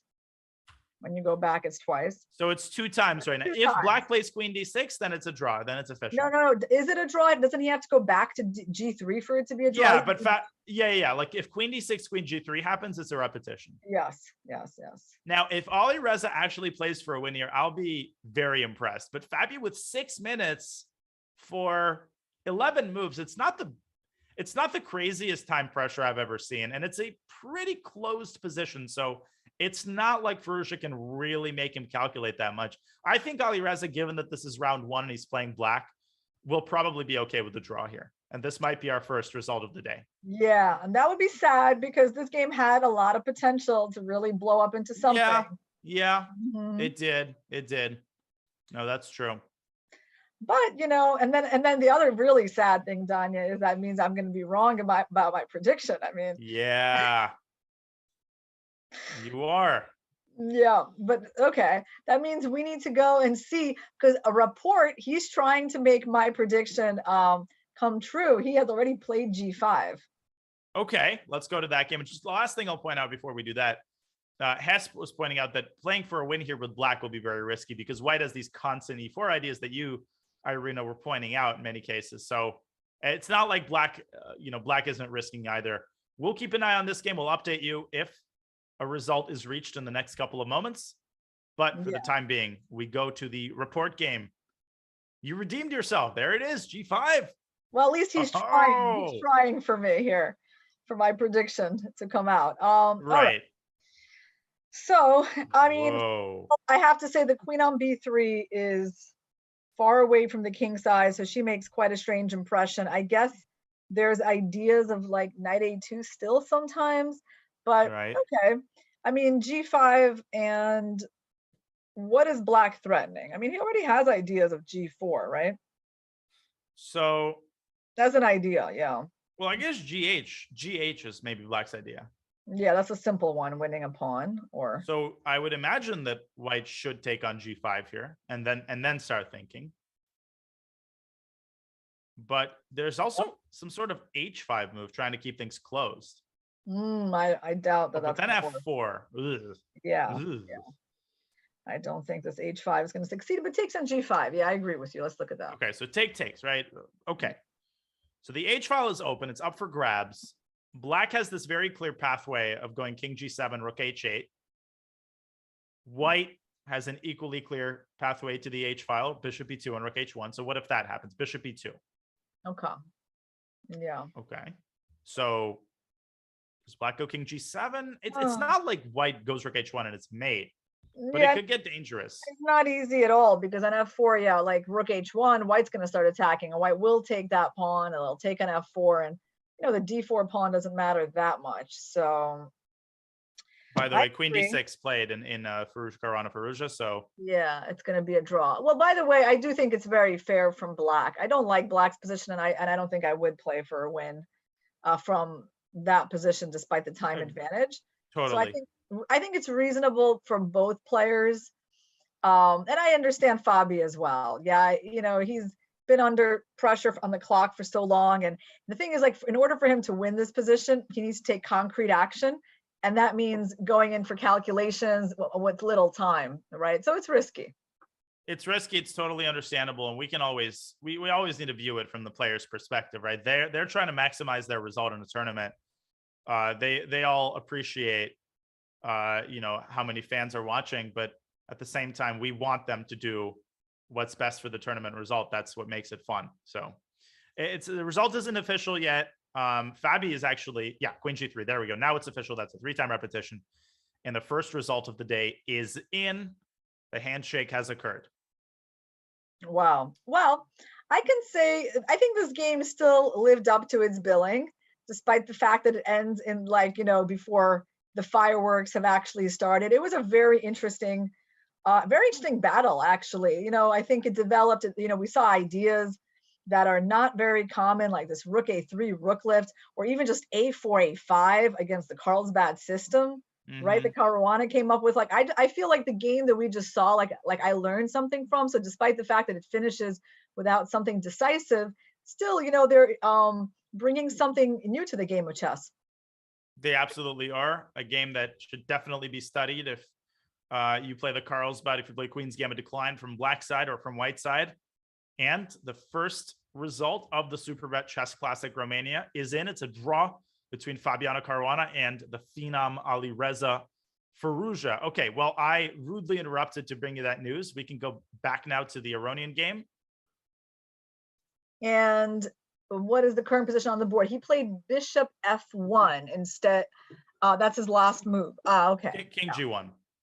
Oh, king G1. Oh, yeah. So he did take, but rather than going bishop B2, he found another way of getting a rook to the H file. He went king G2 to G1. Okay. I mean, it's interesting. King wasn't terrible on G2, but okay, I can understand this concept as well. Right. There is a slightly tempting move F4 here, but that's obviously too brazen.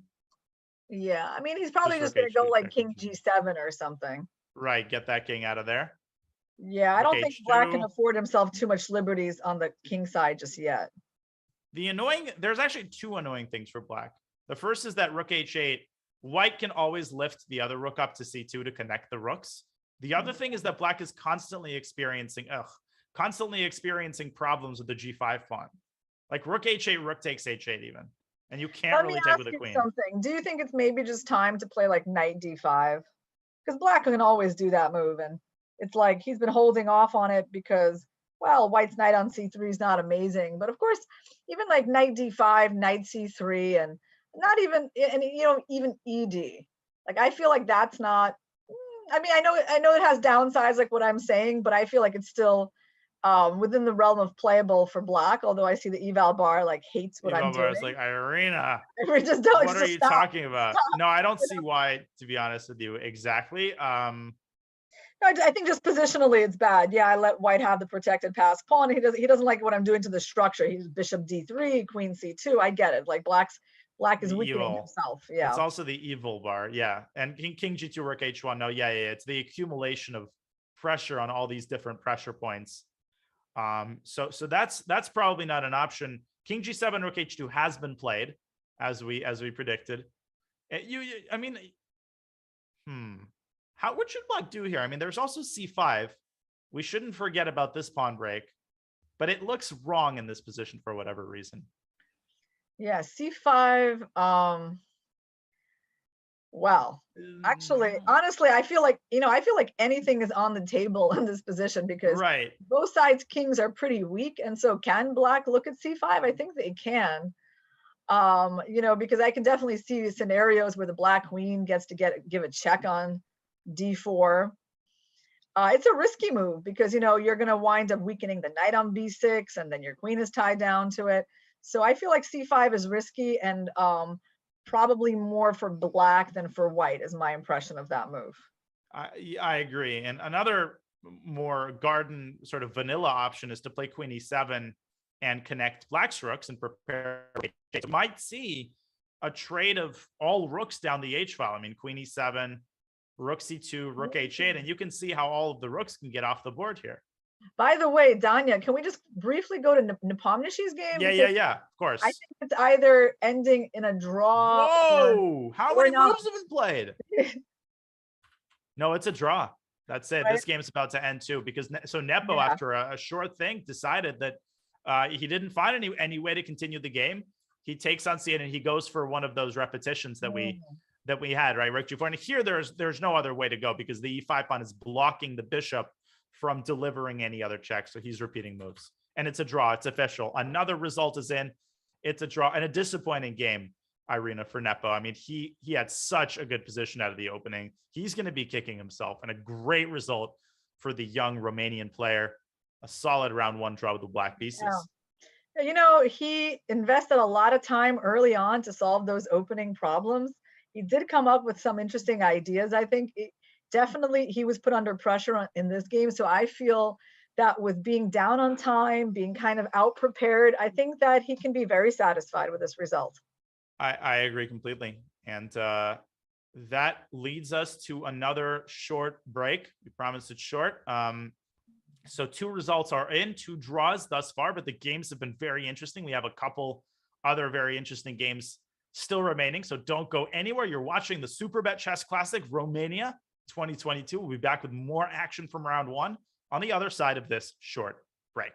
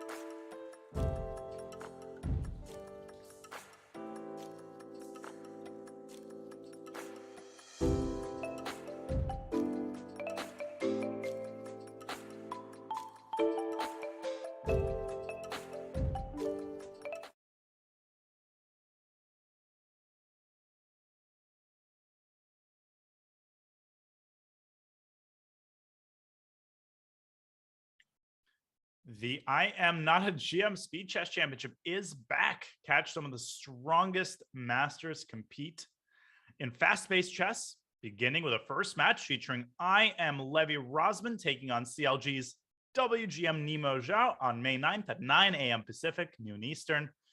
Tune in for all action right here on chess.com and visit go.chess.com/IMSCC 2022 for more info. You do not want to miss the I Am Not a GM SCC. It's always fun.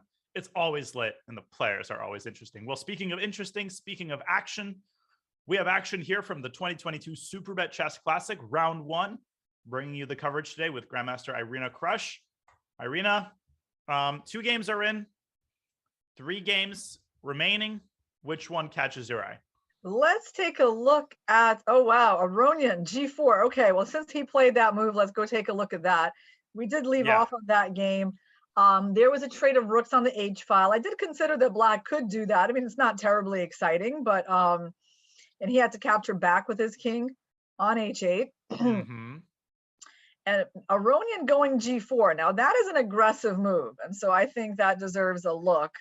He's threatening the F5 pawn using the pin. I mean, Black has a lot of interesting moves. Like I would say King G7 is an option, just allowing White to do what they want. Queen E7 is an option as well. I would say that's a big one. So I don't know, like G4 is interesting. Yeah, there's F4, sure. But the problem with F4 is that it weakens the E4 square. It gives the knight a pathway potentially to the promised land. I think, you know, G4, he's probably hoping the Black plays F4. I think he wants to just close up that part of the board, primarily because his own king is going to feel a lot safer. Like I feel like Levon probably wasn't loving his king position, you know, for most of this game. And so Black plays F4, he's actually finally going to have the safest king position he's had all game. Right. No, I completely agree. On the other hand, F4 could also serve to benefit Black by taking, you know, both sides kind of take their attention away from the king side if F4 is played and switch their attention more to the center and to the D5 square. So there's a case to be made for that. I do like your move King G7 though, because that keeps open the option of taking on G4. It keeps the king side open, and for the time being, I feel like that might actually favor Black. Yes. If I was Black, I would not take the pressure off of White's king so easily. Plus, if he goes F4, yeah, he will never make my prediction come true of mating the White king. This will be completely terrible for my prediction. So he needs to he needs to position. You know, he needs to not chicken out and not play F4. But he does Richard report. He's not going to play F4. Like I am willing to bet with you that move is not going to happen. By the way, not because it's an objectively bad chess move. Well, guess what, Irina? He waited for you to say that, and you know what he played? I see that. I see that. Okay, but it's not an objectively bad chess move. But I was just expecting him to do something more interesting. Yeah, I agree. I was also hoping for King G7. But again, I would remind everyone that it is round 1. So, you know, it is a little bit disappointing in some of these games that we're not seeing more action, but the players just don't want to start off with a loss. Like that's the fundamental, you know, nobody likes starting off a tournament like this with a loss. There's nothing nastier than that. Yeah, by the way, I mean, the question is, okay, for Black in this position, at which point will he play knight D5? He certainly doesn't have to hurry with it.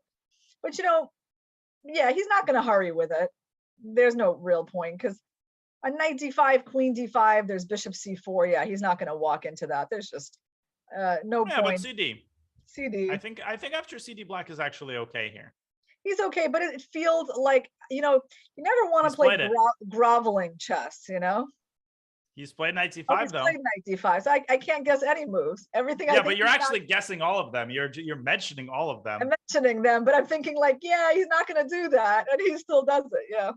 So let me try. Aronian is not going to play knight takes D5. Okay, let's try. And what can he do instead? You think like knight E4? Bishop D3. I think bishop D3, for instance. Maybe knight E4. Yeah, he's played knight E4. Okay. Yeah. See, and now I mean, at some point, Richard's going to go King G7. He's not going to keep his king on the H file forever, I would imagine. Yeah, king G7. You know, the thing is that this position is just very balanced, isn't it? Yeah, I mean, dynamically, both knights now have very comfortable squares. So I would say it's equal. Yeah, no one has any no one has any further better squares. Like both of their knights are already very good, but in terms of making them even better, no one has a clear path. And there's also no open lines that can really be used. I mean, the H file, like no one's going to be able to get in on that one. There's going to be just a trade of rooks.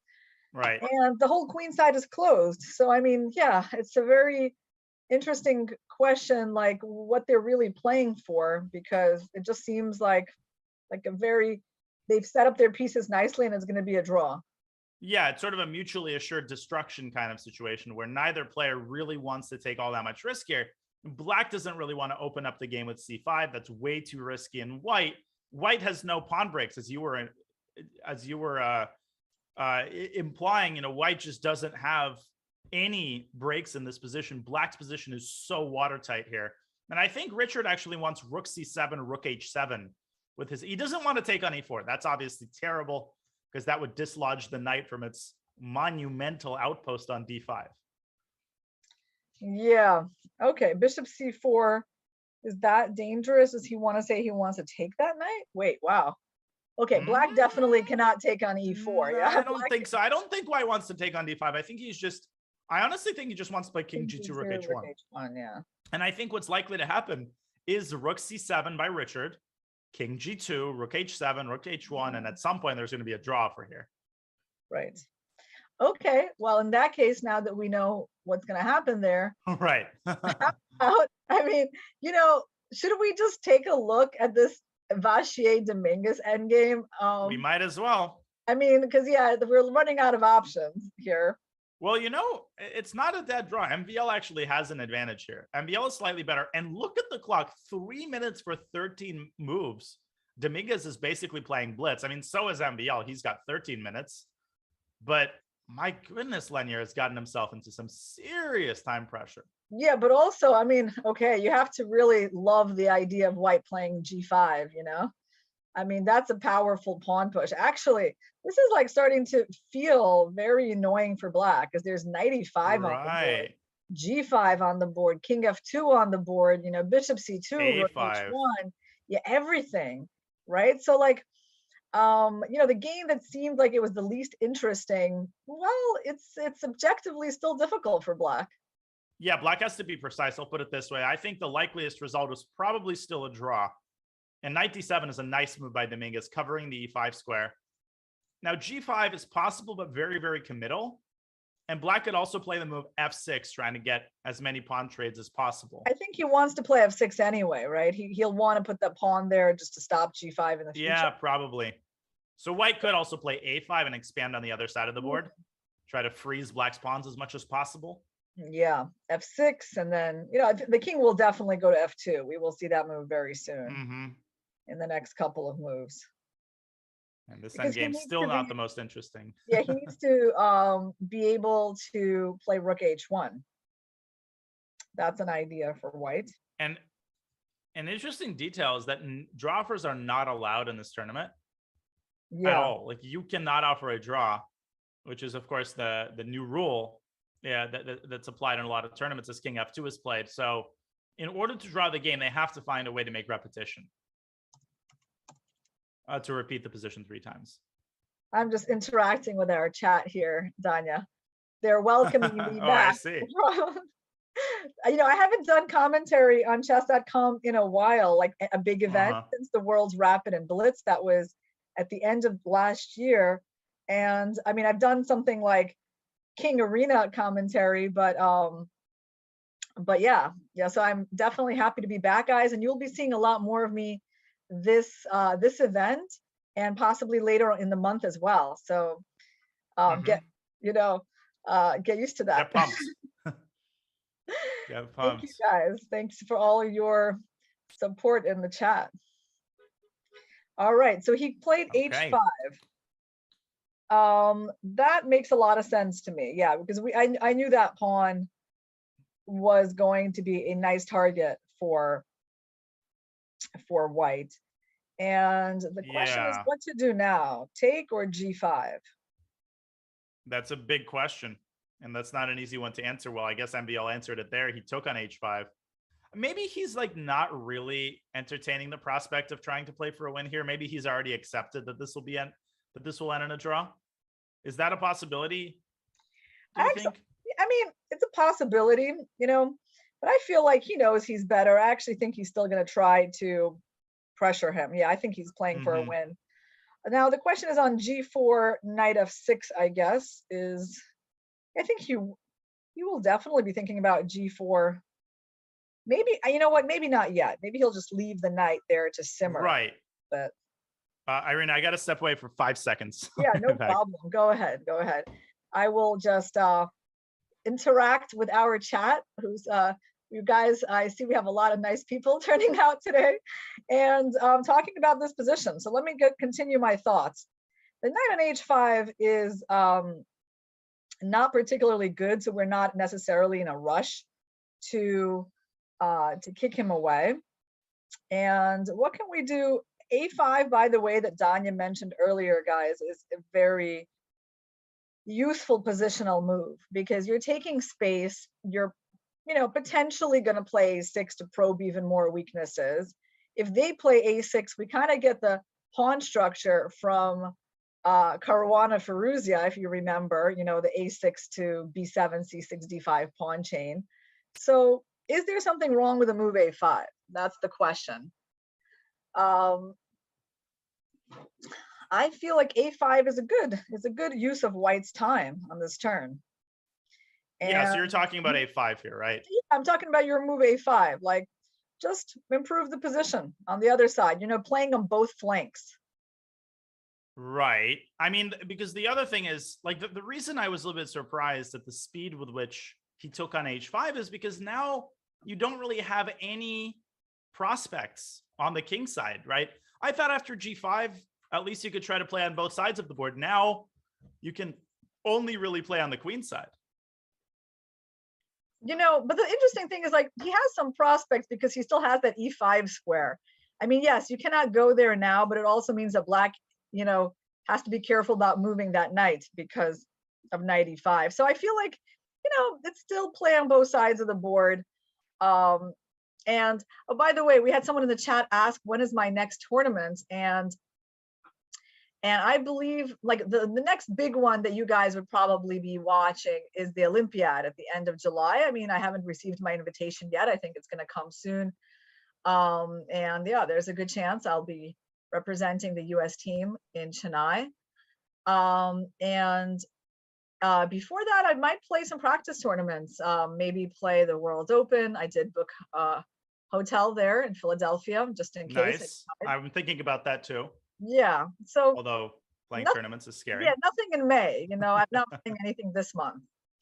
And what is the American team going to be? Well, that's a good question. And honestly, I don't have the answer to that yet. I mean, I'm sure Tatev Abrahamian, I believe she will be playing, and Anna Zatonsky. And we have Carissa Yip and Annie Wang. That's like the top 5. So if everyone accepts, that's who it's going to be. If someone declines, we go down the list a bit. I gotcha. Yeah. Do we have a chance against India? Well, India is a strong chess country, of course, for both the Open and the women's. But I do think, the U.S. women have traditionally done pretty decently against the Indian team, actually.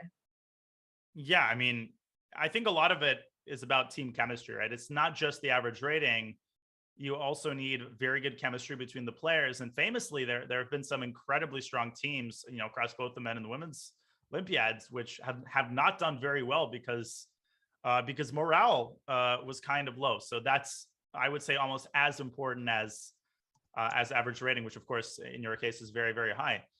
Also, I just need to warn everybody that people will be hearing a ring, my doorbell ring in about like 5 minutes, and then we'll have to go on another short break. My internet will be getting very briefly disconnected, but just warning everybody so you don't jump out of your chairs when you hear that.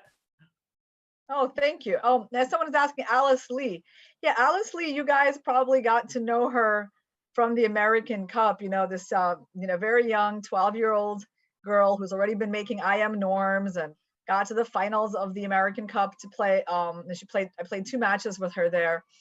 So she's definitely up and coming, and I would say that there's a very decent chance she will make the team in 2 years. But she's not, qualified by rating yet. It's still pretty competitive to get into the top 5, and they're taking the April rating list. So I think she's not going to be playing this year unless, a number of people decline. But in 2 years, actually, she would be 14 years old, Danya, and that was how old I was when I played my first Olympiad. Wow. So where did you play your first Olympiad? Okay, I'll Do give you you guys remember a clue. it vividly? Oh, Okay, clue. Vividly. It's called Chess City. Oh, can I guess? Or wait, Yeah. I'll let chat guess though before I say it. Yeah, go ahead. Let chat guess. I don't know if people in the chat,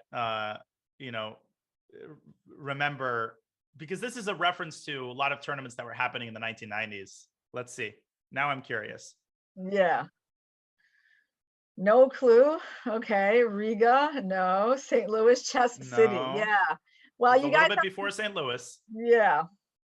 Astana, Kalmykia. Well, those are different cities and different places, but you're kind of close there.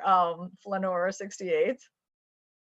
What percent of the chat was alive in the 90s? Oh, Probably like, I don't know, like 30, 40. How about we take a look, Danya, before we go on our break? Should we just peek at the game So versus Mamedyarov to see what's going on there? Yeah, so that game has stabilized a little bit to an end game where White is obviously the only one playing for a win without question. So what's happened is that we just had a bunch of trades. We had this position, which we were aware of. Okay, so Wesley got his knight around to d4. Then there was a trade of 1 pair of rooks. Then there was a trade of another pair of rooks, and Mamedyarov had to accept yet another weakening of his kingside pawns. And ultimately, we have this endgame. And Irina, there is no endgame I would rather have. Like, this is the worst kind of endgame to have against someone like Wesley. Absolutely the worst. Yeah, it's interesting because the computer bar is like really in White's favor, and it's not something that you can kind of immediately understand. Like, I mean, well, where's White supposed to win? It's not because of their past B pawn. But I guess the idea is that White can attack on the king side, with maybe G4 at some point. I don't know, make some progress there. Although, to be honest, I still find it like kind of hard to imagine like White winning. But yeah. Bishop C3, Queen D4.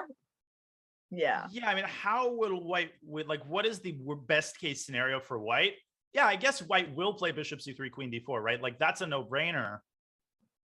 And then will you go G4? Will you try to push that B pawn up to B5 and B6? Yeah, exactly. I mean, try maybe to infiltrate with the queen, because I'm going to be attacking F6. The queen is going to be beautiful actually on D4. What was White's last move? F3. Yeah, F3 is a very good positional move because it Whoa. Oh, okay. He's stopping G4, right? I mean, mostly stopping G4. Like, White's not really going to do it. Right. Yeah, there's not much to lose from that move. So that move makes a lot of sense. I think Wesley's probably now going to go Bishop C3, Queen D4. Huh. Even Queen F2 is an idea, right? Like threatening Queen F2, Queen H4. It's an idea. So time control is going to be made in a bit, both sides under 7 minutes, but only 4 moves remaining until time control, when 30 minutes are added to the clock. But the good news, Danya, is when we come back from our break, like, it won't be too late to catch this game. It's not going to be over that fast. No, this game is not going anywhere. They're going to make time control. This game probably will last the longest of any of the games in this round. Before we hop on break, we can also take a quick look at the report game is probably has now turned into the most boring one of the round. What a twist. It was the most interesting one, and now it's like the most colorless one. Yeah. And I think they're going to find a way to repeat moves somehow. That would be my guess. They're going to repeat moves one way or another. Is there anything to talk about in this game, or is it just totally locked up? Does Yeah, I anything think catch your eye? locked up. I think the sign for us was that they also traded the rooks. Right. This is them trying to navigate, to a position where they can like make a draw. Right. And by the way, the city was Elista, right? Elista Kalmykia. That's right. I've already informed our chat. And now some people might be a little confused because Elista is not a city that elicits a lot of, recognition from regular people. But for chess players, it has a very specific kind of significance. And the thing is, this whole like compound, I guess you can call it, was built in Elista called City Chess, like for the Olympiad. And actually, when we arrived there in 1998, the city was still being built. So, the playing hall, I believe it wasn't ready yet. And, anyway, we stayed in like these houses, which is unusual because like, normally they put us up in hotels at Olympiads, but in City Chess, it was like each team would live in a house and you would, share the house with your team members. So it was an interesting place. I remember one awesome thing about Elista is like I could buy some really cool hats there. They got yeah, they got very nice hats and very warm. And I think tending to sheep was like a big thing in that area. It was like, quite a rural place. It was the capital of Kalmykia. And Kalmykia, again, not a very famous place, but it was the republic in Russia, which was headed by Kirsan Alumzhinov, who was not only the head of that republic, but also the president of the World Chess Federation. And so that's the link. So at that time, starting from the late 1990s, when Kirsan Alumzhinov became the president of FIDE, there were actually a lot of chess events held in Elista. I believe, starting from the World Championship match between Anatoly Karpov and Gadakamsky. And then Topalov and Kramnik's famous match, Elista Gate or Toilet Gate, I guess you could call it, was in 2006 in Elista. Yeah. That was when I was already actively watching chess tournaments. I was getting up at 5 a.m. to watch that match and watch the drama of that match unfolds. And anybody in the chat, if you don't know what I'm referring to, that's a rabbit hole you can go to tonight while you're in bed and thank me later. Just search Kramnik Topalov 2006 and read all about that match. Your craziest story away from the chessboard at an Olympiad. It's like I'm quite bad with stories. And like, I don't know, is it that I'm just not, it's like I'm really focused on the games when I play these tournaments, guys. So I don't have a whole lot of action going on, like away from the chessboard at an Olympiad, So crazy stories. Yeah, nothing. I think in general, that's true of tournaments. Like I'm always asked, what are your craziest chess stories?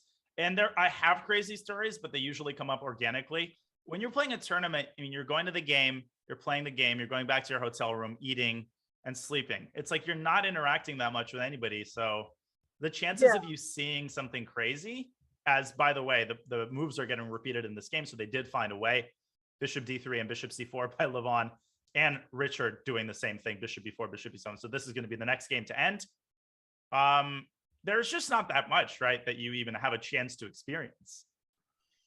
Yeah, I have nice stories that are like related to Olympiads. Actually, I've often done some nice like traveling. Okay, I'll tell you something cool that I've done at an Olympiad. It was on the FIDE in Tromsø. I think this is actually one of my best stories. Like I wanted to do something cool. And I wanted to go somewhere. Tromsø is in the north of Norway, right? Quite north. I think it's above the North Pole. No, North Pole. No, it's what, the North Pole. It's somewhere cold. It's somewhere cold, right? It's not the North Pole, but it's something. Somewhere very, very cold. Yeah, some line of latitude or whatever. It actually might be the North Pole. I don't know why I have it in my mind. I think it might be. I don't think that sounds crazy. Yeah. I think it might be. Yeah. It's that far north, right? Okay. Anyway, so I want to do something cool on the FIDE. And I asked, the rest of the team to, if they want to do this trip with me to this wildlife park. Everyone was too lazy to do it. I was like I'm going to organize everything. I rented the car. I wound up going with a few people. Like I'm trying to remember who I went with. I went with some people from the Japanese team. Okay. I went with a guy from the Armenian teams, like a GM, Kotanjian.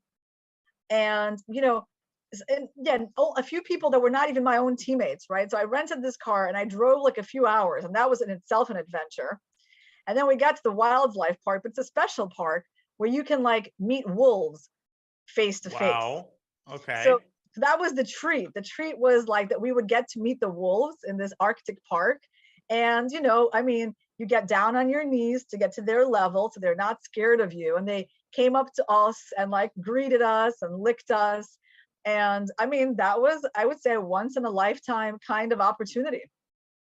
That's nuts. I mean, when you get to do that kind of stuff at tournaments, that's so amazing. By the way, in the meantime, MVL, I was right. MVL making a draw. He didn't even try in that position. He just repeated moves against Dominguez. So we have only one game remaining. We might not even need to go on the break. I mean, by the time this guy comes to my door, I mean, all of the games might finish, but our last remaining game is about to make time control. So that's crazy. I mean, and it wasn't really for lack of fighting. I just feel like that's the way the game is unfolded today. But this one's going to go on for a while. It is going to go on for a while. So Queen F8. Oh, he did go Queen F2, right? Yeah, he went Queen F2. He did. F2. You called it. Yeah, Queen F2, Queen F8. Queen F8. So on Queen H4, he has Queen G7. Okay, so Queen F8 is like, it's a passive move, but it's kind of like necessary. Yeah, I'm sorry, to go Queen H6. I mean. Right, to defend, or even King G6 if Queen H4. You can go King G6. This is so unpleasant. He's going to play Bishop C3 now, of course. Bishop C3. He's going to play Bishop C3 and Queen D4, and he's going to try to push that pawn up to D5. It's pure torture. Pure torture. Exactly, it is. And it's funny how that bishop that we talked about, that dark squared bishop that White got, I mean, Wesley still has that bishop, and it's still giving him the advantage. This is nastiness. Nastiness. But Wesley taking his time. He's not rushing with Bishop C3, which I would presume is like, you know, the natural move, the obvious move. Something else might be catching his eye. I wonder what it is. Queen H4, perhaps? Queen H4, Queen H6. And maybe this. Oh. Which is why I agree with you. I think Queen H6 is probably more likely. Right, because at least you're kind of targeting F4. Yeah, so if you go G4 now, there's Queen takes F4. Wait, oh, sorry, no. Then you blunder F6. Oops. Maybe you F takes G4 first. Yeah. And then Queen takes F4. And here Black is actually totally fine. Yes, Black has activated the Queen. That's fine for them. Correct. King F2 to E3, Gary says in the chat, maybe let's go back. He probably means Queen H4 and then King F2. Yeah, I mean, improving the king is interesting for sure, but I feel like, you know, he wants to defend the pawn and then go G4. Right. Interesting. Right, that's the idea. Put the king on E3, defend F4. Because Black is paralyzed. But Black can go Queen G6. That's the problem. Black can just park the queen on G6 and then go back and forth with the bishop and then ask you how you're making progress. You want to go, put the bishop on D7, right? Yes, you want to put the bishop on D7 so I can't play G4. Okay, I agree. I mean, my instinct about the position is that you're going to want to centralize the queen. That's just, you know, H4 is a nice idea, but like it's meant as an idea to make Black passive rather than necessarily like putting the queen there. But that's, you know, something that we're going to have to see what Wesley decides. I think these are the two candidate moves, though. The placement of the queen is the critical part. Do you keep it on H4? Do you move it to D4? And it's not like you can commit to one and never do the other. You know, you can tour around. Hey, by the way, can I tell you something, Danya? I really like putting something on H4. I do. So you prefer that idea? You prefer no, I like putting the king on H4. Oh my God. So you want to walk eventually, yes. I want to go Bishop C3, Queen D4, tie them down, and then start improving the king, put it on H4. You know what that always makes me think about? I'm just going to make a couple random moves just to show you. Whenever I visualize a position like this, I'm always thinking of these tactical ideas like Queen G5. Okay, that took me about 800 years to set up. So obviously that's not going to happen. And the king is actually very, very safe on H4. I think a lot of people, when they hear that, they get scared. But the king actually might be safer on h4 than it is anywhere else on the board because the pawns do such a good job of controlling all of the critical squares. Yeah, no, I mean, the king is good. He's safe, and he's also can be aggressive. I mean, I guess we're probably not going to go grabbing pawns on h5, but I mean, it's an interesting position for the king. Yeah, you don't have to do it, but Wesley, in the meantime, with queen b2, wow. Shakhriyar immediately responding with queen b8. 2 moves until the time control. Wow. And it seems like white's advantage has increased. And why is that? It must mean that he's infiltrating. I think bishop takes f6, queen takes f4, and bishop g7 could end up being unpleasant, but this doesn't look that scary. I mean, the queen can always come back to d6 here. Yeah. So what about sure. what about bishop h8? Just to check that. Oh, so now you have 2 more squares. Yeah, well, you can still go queen h6, I guess. But queen e5. Maybe. Okay, there are very unpleasant checks here, and let's not forget about the b pawn. Yeah. 26 seconds for Wesley. He's got to make a move. He's got to make a move. 19 seconds. He's got 2 more moves to make. 30 minutes are added on move 40. He plays queen d2. He doesn't want to change anything. He doesn't want to make big decisions before the time control. That's a smart idea. I mean, yeah, I mean, he just wants to get to the time control, then he'll think. Yep. So I think he chose the conservative thing to do, but it's fine. Doesn't really let go of his advantage. Yeah, so this is definitely going to be a pretty long game. They're going to get to time control, then they're going to maneuver around, and Wesley is going to squeeze this position out like a sponge, try his best to get the lead. I mean, if he wins, he'll be the only decisive game. Yeah, and I would say that he can be very satisfied with this game. It's been a good game for him. It's been a great game. I mean, it's been smooth. He got a good position out of the opening, and then I thought the money move was when he played DC and Rook D1. It was very instructive. Like taking away from the center and leaving black with the connected passers shows tremendous presence of mind. Yeah. And that led to a very, very good position, which he had for the rest of the game. Maybe he could have improved at certain points, but he's preserved great winning chances ever since. You know, some of our chats, they ask if I have a Twitch channel. I do, guys. And I know I admittedly, shamefully have not done much streaming recently or ever, but I'd like to do that. But there will be some Twitch streaming that I will be doing in June, Danya, and not on my channel, but on someone else's channel. Oh, yes. Okay. And whose channel? Is it a secret? Okay. It's not a secret. She streamed once. Yeah. Don't remind me of that. On Hikaru's channel. Okay. Yeah. So, they got in touch with me about doing some commentary on his channel while he's playing the candidates. And that's pretty interesting. Cool. Interesting. Yeah. I mean, that's a really big event coming up next month, guys, right? Like the challenger for the World Championship match. And we got like Firouzja there. And I mean, that's a big deal for him to qualify. I mean, he's going to be the youngest player. Then we have like Reports, who has been on fire recently, and 2 Americans, Hikaru and Fabi, and the top Chinese player Ding. So yeah, I mean, it's going to be a great event, and it's kind of a cool thing to comment on Hikaru's channel as he's playing. Right. No, that is super cool. So I'll be excited to. Well, obviously, I'll be commentating from Madrid, so I absolutely cannot wait for that. It's going to be. Oh! Did I just say something I wasn't supposed to? Is that a leak? Oops. Wait, no, I don't think so. I can't. It can't be that much of a secret, right? No, I mean, but how? It's a good thing. Come on, why can't you reveal? I'm publicizing Hikaru's channel here. No, I mean, there's no way. No, it's a great thing. It's a great thing. Yeah. I'll be doing it with other people. Yeah, I will not just be the only one. I guess I won't tell you who are the other possible, co-commentators, but there will be other people as well. Right. No, that's awesome. That's awesome. Yeah, don't, but you guys won't tell anyone. That's right. I know I can count on you. It'll be kept a total secret. In the meantime, time control has been made.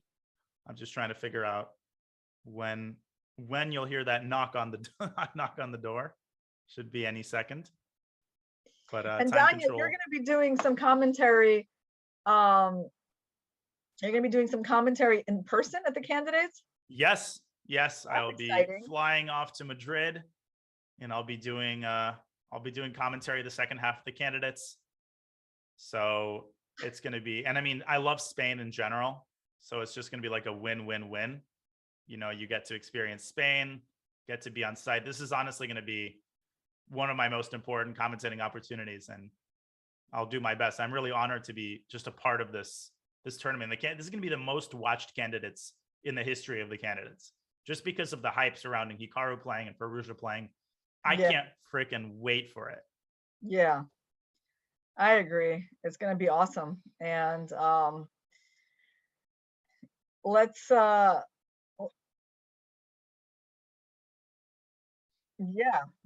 we actually have a card, a candidates card. So speaking of which, the candidates is coming this June. And we will have obviously coverage for you right here on chess.com. You don't have to go anywhere.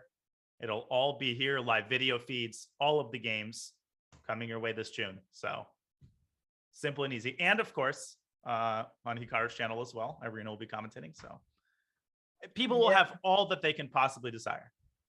That's right. Something for everyone. Something for everyone indeed. So, in the meantime, Mamedyarov is thinking, have they made the time control, Danya? They have made the time control, so move 40 has been made.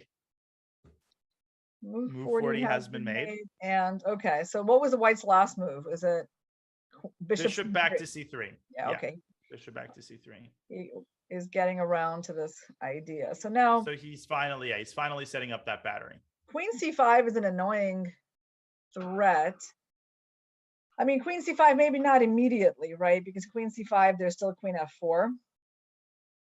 Right. Oh, Queen c5, Queen f4, and then if Queen c6, then... Yeah. Oh, wait, it's black to move. What am I doing? First of all, it's black to move. But just in terms of ideas for white, yeah. Queen right. c5. Queen f4, Queen c6, and then Queen e3 check. Or even, Queen c3 check, King h1. And even just Queen takes e3 is a draw because this pawn is sufficiently far advanced. Yep. So, no, this is totally fine for black. Okay. So how should black use the fact that it's his move? Should black play Queen d6 here? What do you think? Okay, so Queen d6. Yeah, let's put that move on the board. Let's think about this. So I assume Wesley will play Queen d4. And I'm like, whoop, no, not there. That's the one thing we know he won't do.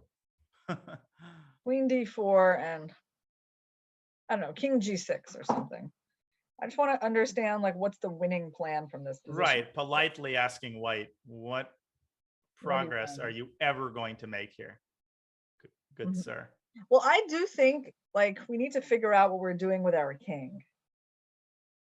Because our king is a little bit of an issue. I like your plan.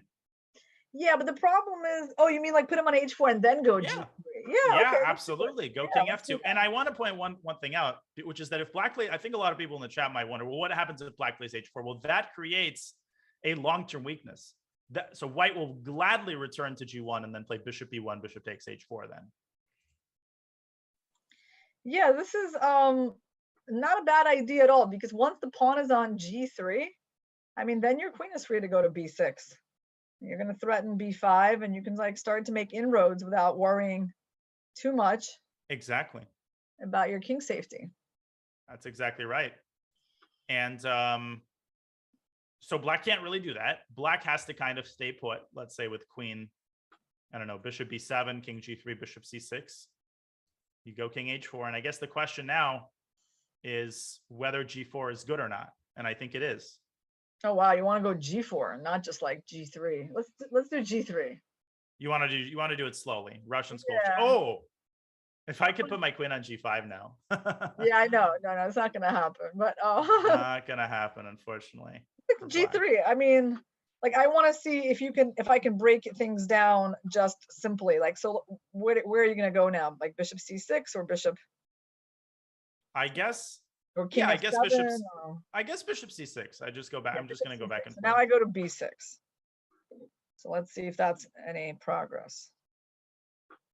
Oh my goodness, I have a crazy idea. No, it doesn't work. It doesn't work. Yeah, you I was want trying to actually make some sort of stalemate work here. If only I had a dark squared bishop, there would be all sorts of queen sacrifices with like Bishop E1 to follow. Someone said, why didn't queen takes B4 several moves back? Was there an opportunity for such a move? I don't think so. Before the time so. control, he's saying. Okay, I'll rewind. Oh, there was queen takes. Oh, there was a queen B4. Okay. But I guess it didn't work because of queen E6. Yeah. Yeah, Yep. queen E6, queen B1, king H2, and there's no more checks in your fort. So Yeah, bishop your C3 has been played. Oh, sorry. No, we already saw this move. This is the current position.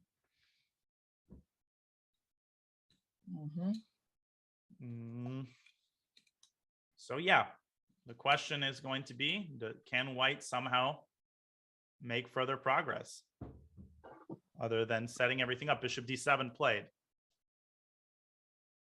You know, the interesting thing about this position is that it's very conceptual, right? For a long time until we... Irina, I got to cut you off. That was the robo ring. So we're going to go on a quick break and we'll have more action from this game when we return. You're watching the 2022 Superbet Chess Classic. Back in just a few.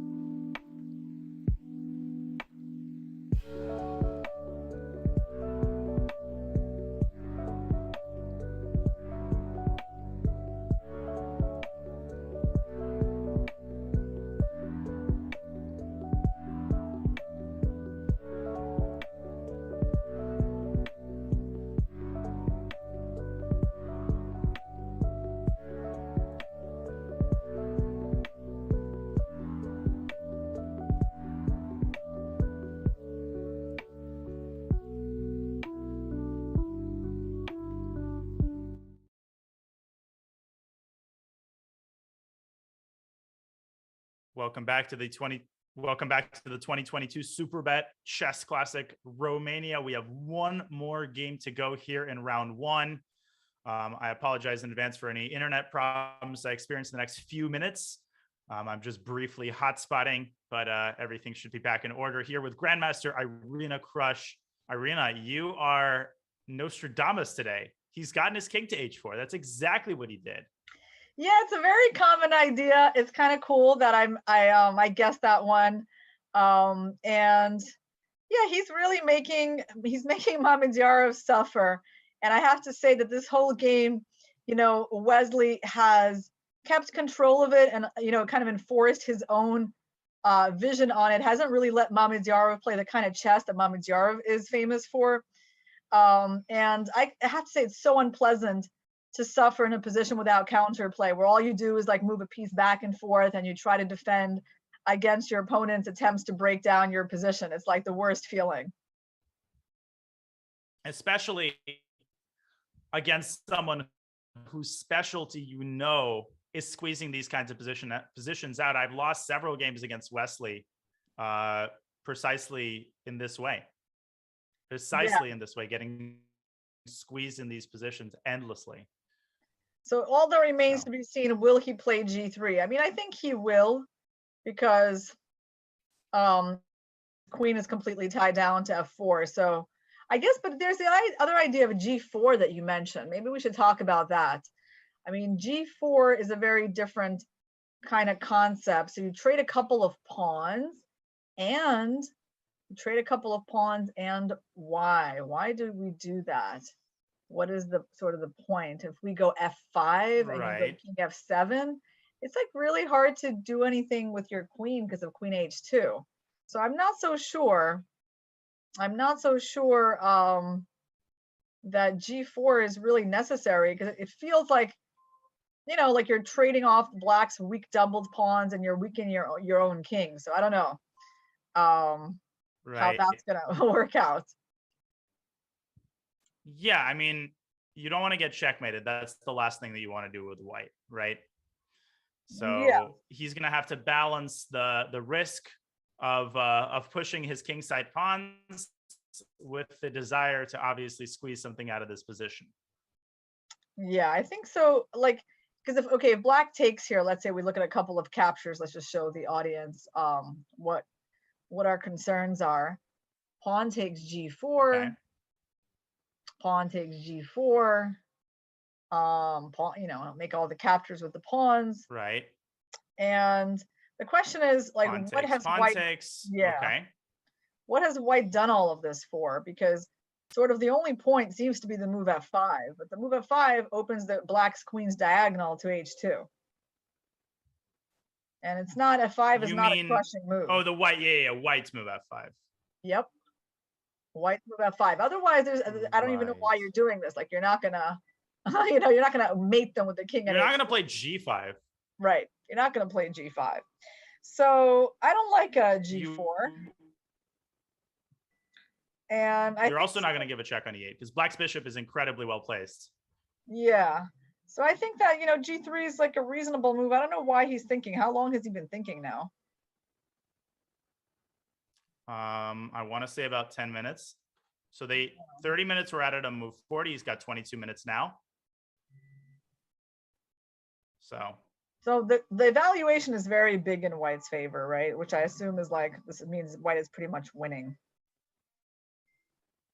It's +2, and the top engine move, there's nothing specific that the engine is giving. That's the one disturbing thing. It's the top move is just g3. Yeah. The top move is just g3, and then the evaluation immediately goes down. Right.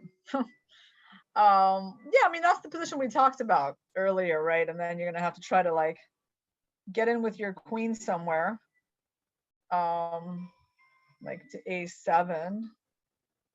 But black, you know what I think black is gonna do? It's really funny, Danya. Black has a sort of a wall that he can put up against you from c6 to d7 to e8, right? Like he can literally like queen a7, queen d7, but okay, it's not a complete wall because on queen a8 maybe, on queen a8, once the queen gets there, there's no queen e8 because there's queen d5 already. You start capturing things. Yeah, I mean, I think, we should be able to. I'm still trying to get this queen to g5, but no, I have to release that. I have to let go of that dream. It's a pipe dream. So.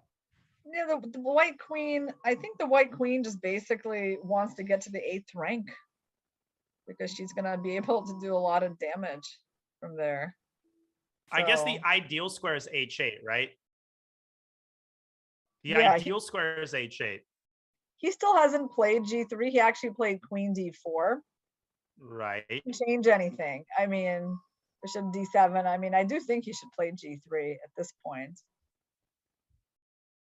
Yeah, definitely should throw it in. I don't see a drawback of playing g3 because otherwise you constantly have this headache of the f4 pawn hanging. Yeah.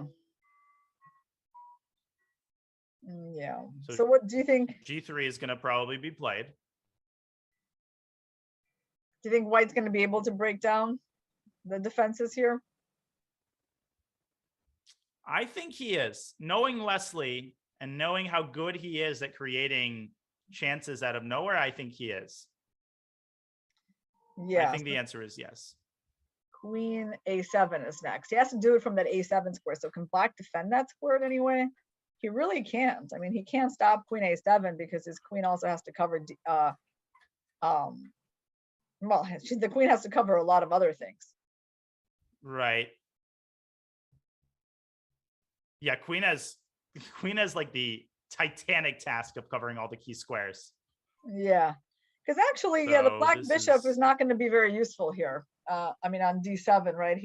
He cannot cover the dark squares. That's the key point. Of course, it's obvious, but GM Danya is too optimistic, and GM Wesley's chances, I guess, too optimistic. No, I don't think so. Right.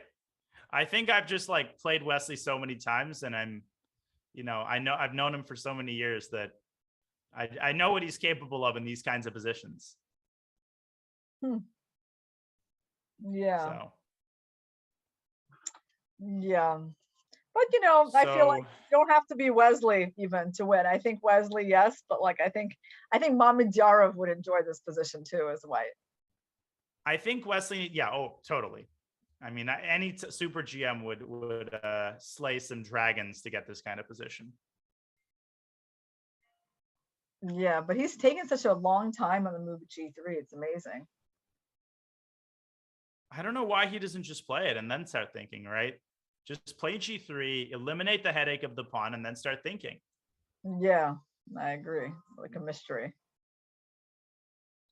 It is a mystery.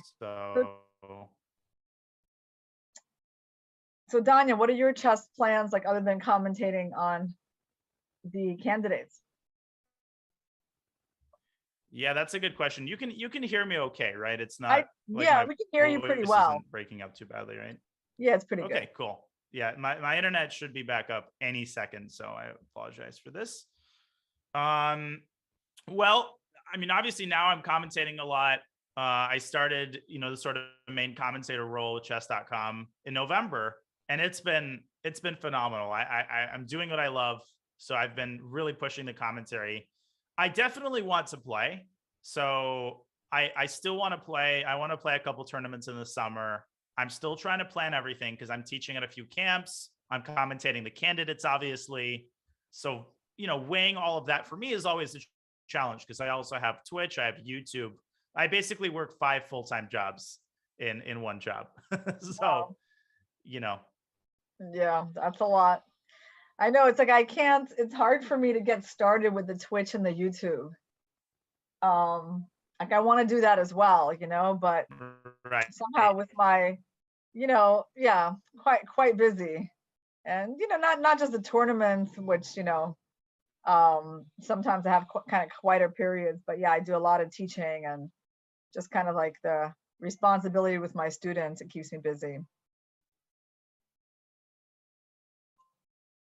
But, it's hard. It's hard to get your foot in the door, so to speak. yeah, it's hard to just like completely commit to doing it because you have to do it like I think quite regularly, right, to sort of make an impact. And oh wow, look at that beautiful scenery behind me, guys. I I love it. I mean, you know, I put that up to know why that trophy arrived on my shelf. I needed to clear out the window space because I was like, Leopold needs to have a nice place to lie by the window. And so I started moving all my trophies out of his way. And this trophy arrived over here. I thought you guys might like it. Yeah, this is actually That's a really funny. nice. I'm back, by the way, but I think my internet is back up. So perhaps we can go on another very short break as I restart my connection. Sure, that sounds good, Danya. And I will explain where I got that cool trophy from. Well, you're watching the Superbet Chess Classic Romania 2022. We have one more game remaining, and we'll be back to watch the rest of that game in just a moment.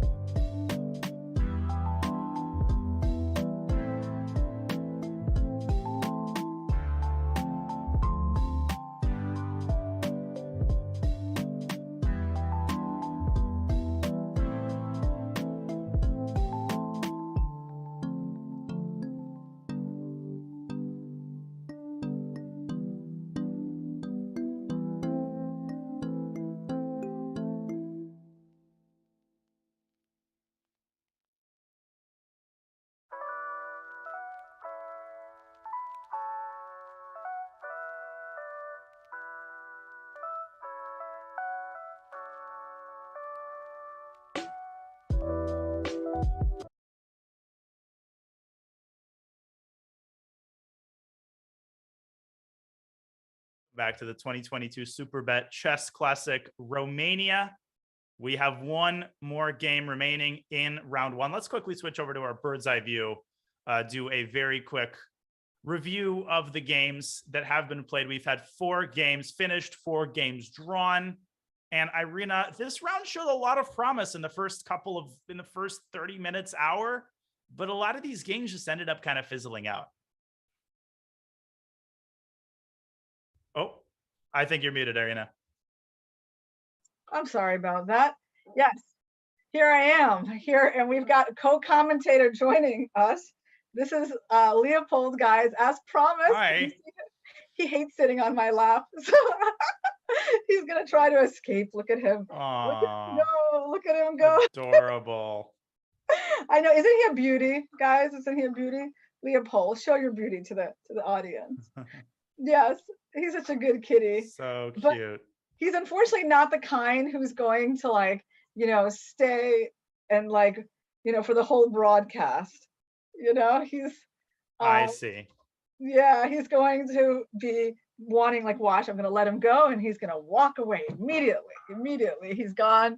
Okay, but I did want lots of energy. Yeah, I wanted you guys to see beautiful Leopold. And yeah, in terms of today's games, I can't say I'm, like, disappointed with the round, because I guess I found enough interesting things to discuss along the way. I feel like at least the content of the games was interesting, even though, yeah, we did not get to see, like, the full-fledged fireworks in a lot of them. Leopold's rating, I would say, you know, around 1500. I mean, I've covered the basics of strategy with him. But we haven't done Dvoretsky's endgame manual, though. No, not yet. Like, I feel like he's a good club. Yeah. He's a good club player, but he's not like an elite player. I see. Well, I mean, you just started, so give him some time, you know, got to be patient. Yeah, he will win the B arena. That's right. Well, yeah, so basically over so Caruana Firouzja draw, Aronian report draw. Nepo maybe had the most winning chances at some point, but he also draws against Bogdan Daniel Deac, the Romanian homegrown hero, who found that one very, very strong resource. And we have one game remaining. Wesley So with the white pieces against Shakir. And Irina, not much is changing here. Okay, not much is changing, right? Because the queen trade is certainly not going to happen. Actually, queen e3.